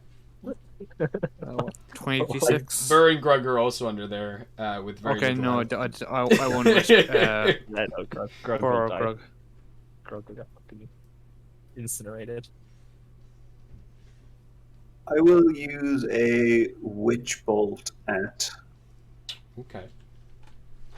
4th level. What type of damage is Witch Bolt? Necrotic, isn't it? Is no, I'm not going to use witch bolt. Is it lightning? Yes, right, but it's not AOE lightning. It's not AoE, single. but this guy's holding Epic at the moment. You I be would live a s- Witch Bolt. Yeah, you don't think it'll hit anyone else, but it'll probably also hit Epic just because of It's water. 4d12. No, I'd live. Sure, I have I'm raging, so I'll take half damage. You're not the bear totem anymore, though. You'll take full You'll damage. take the full damage. Okay, I'm gonna witch bolt. I'm gonna witch bolt. Okay, so it's an attack, is it, or a dexterity save? Yeah, an attack. I got 17 to hit. That's gonna hit. You just shoot right down on top of its head, shoots into their body, and it will also. Wait, what's your armor, Evic? It's gonna hit. 17. It's gonna hit you. So yeah, roll the damage, and both of them are gonna take this. 20 damage. Okay. And because it's underwater, I'm gonna say it is doubled. I am also now tethered to the giant, and I can do an attack against him every turn without. Cool. I just hit. Yeah. So you hit him, and he is just like his whole body seizing up. You see all the muscles ripple, and the skin begin to crack all over him. And Epic, you also take this 40 damage as the two of you are just like shocked, almost to death into the water. Not almost to death. You're fine, I'm sure. But yeah. Yeah, I'm on 100 health. 100 health. Not too bad. Cool. Is there anything else Cedric would like to do? No, I need to go find another element to use though. I've used a different element in every attack. Nice. Alright, so on to yourself, Epic. You're currently grappled. Good. What? The strength? Contested strength check. Yeah, it'd be an action to try to break out. Yeah, I'll try to break out. Okay, go for it. Give me a athletics check. Okay.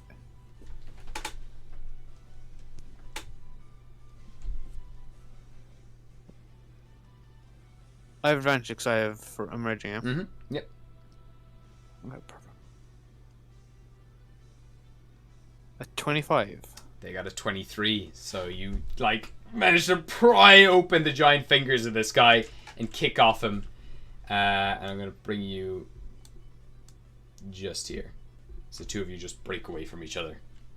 Give you a tiny bit of distance, but you're still just next to him. You're not in his square anymore. Nice. Is there anything else you'd like to do? Bonus action.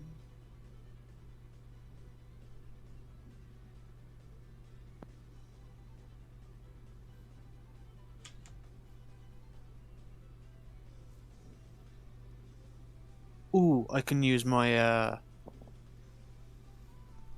where is it? It's Accent Church. Oh yeah, absolutely. Came back in Action, Came yeah. back in action. You get your 2 attacks as well then. Yeah. Cool. So I'm going to swing at him. Mm-hmm. Go for it.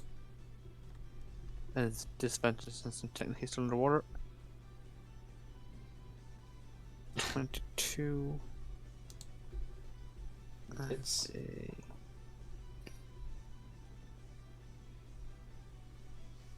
16. Yep, both Isn't that hit. disadvantage? Yeah. Oh, sweet. First hit to 7. 11 plus 2. Giant Slayer. Giant Slayer ability.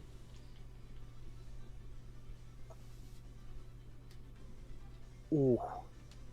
I got the maximum damage you can do. So Nice. 23 damage from one hit. Okay. Nice. And with that, as you kind of just launch his axe upwards, like breaking, like splitting his chin in half, that shockwave continues and is going to just crack some blocks of ice up above. This music is fucking jam. So, Cedric, you're okay. Swing again. Okay. A bunch of ice flies up in the air.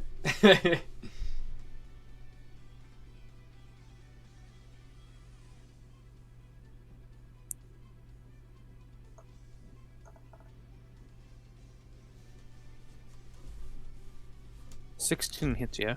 16 does. Okay. That was my lowest.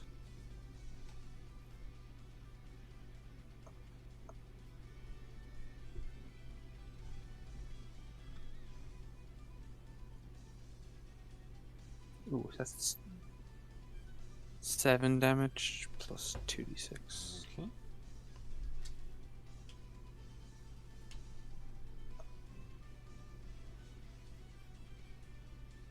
$12 damage total.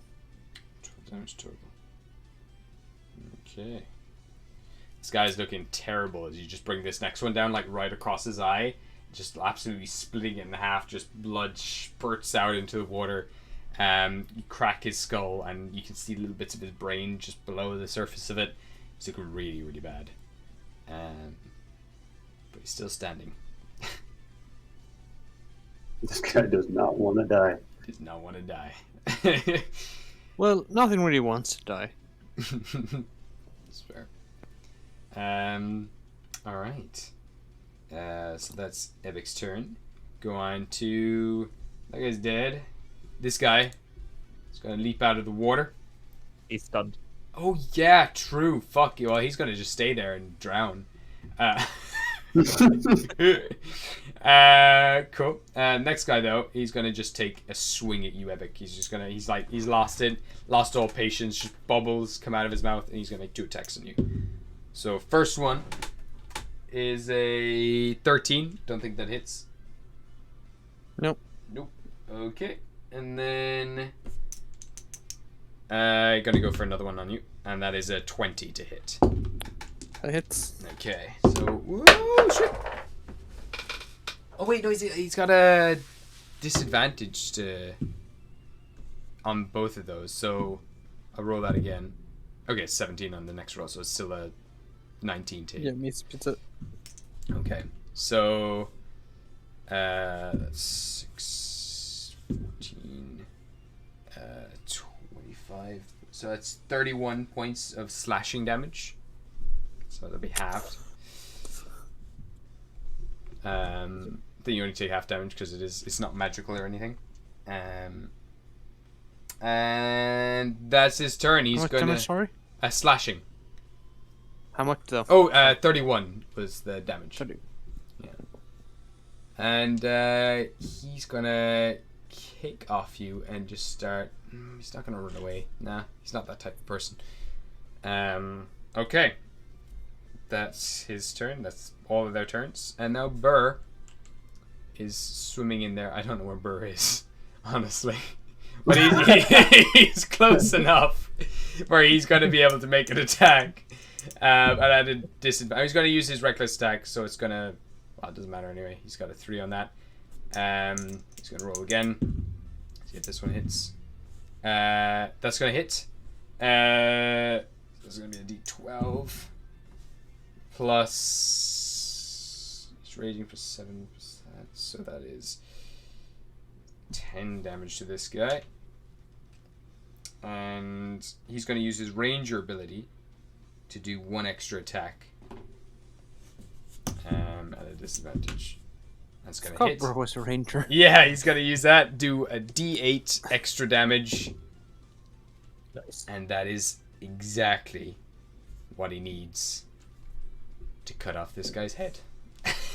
Yeah, boy. As he swings round, slices off his head. He's going to make 1 final con save under the water. That's a nat 1. Oh god, that's not good. And... Steal a kill. Grog stole a kill. Burr stole a kill. He takes 10 more points of cold damage. And he's just looking a little rough. He's fine. And that is it. Top of the round. Grog's gonna just see that he's dead. The other guy's dead.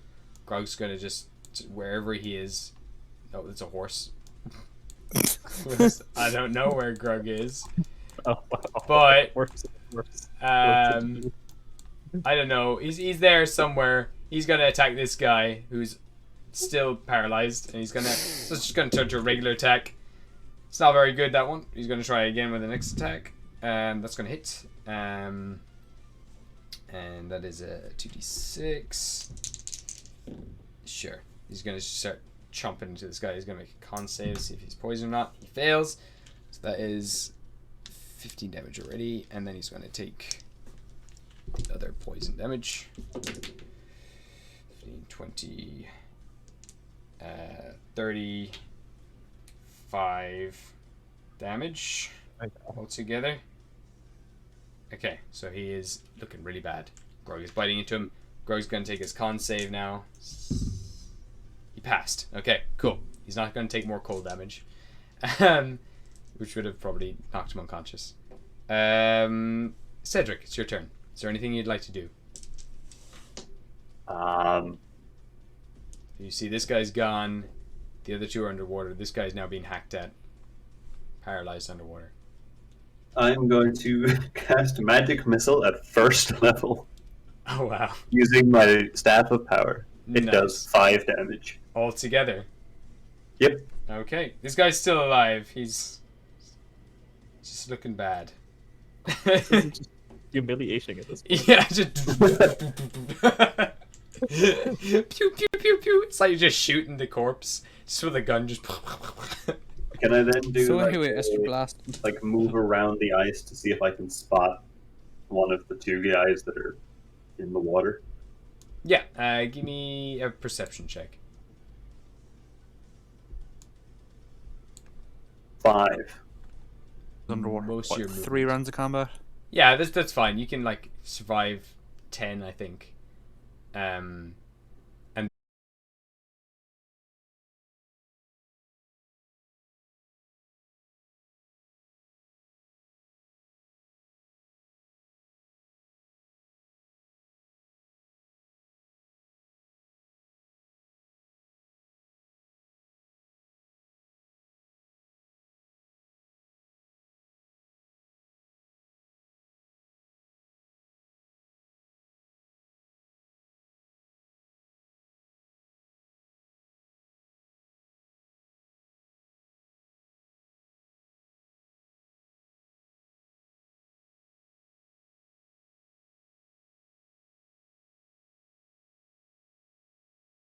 it's lovely when they get color back again. Survive another day. Yeeted our just our next yeet. Should we leave a ring on these corpses? I Or think is we that- should. I think or that's is a that- good idea. That's a good idea. Or is that too obvious? Like they were going after us. So at this stage as well, you've made 2 rings with Kratos. Okay. Nice. All right, guys. I'll leave it there, and we'll come back in 2 weeks' time. So I guess we'll be playing next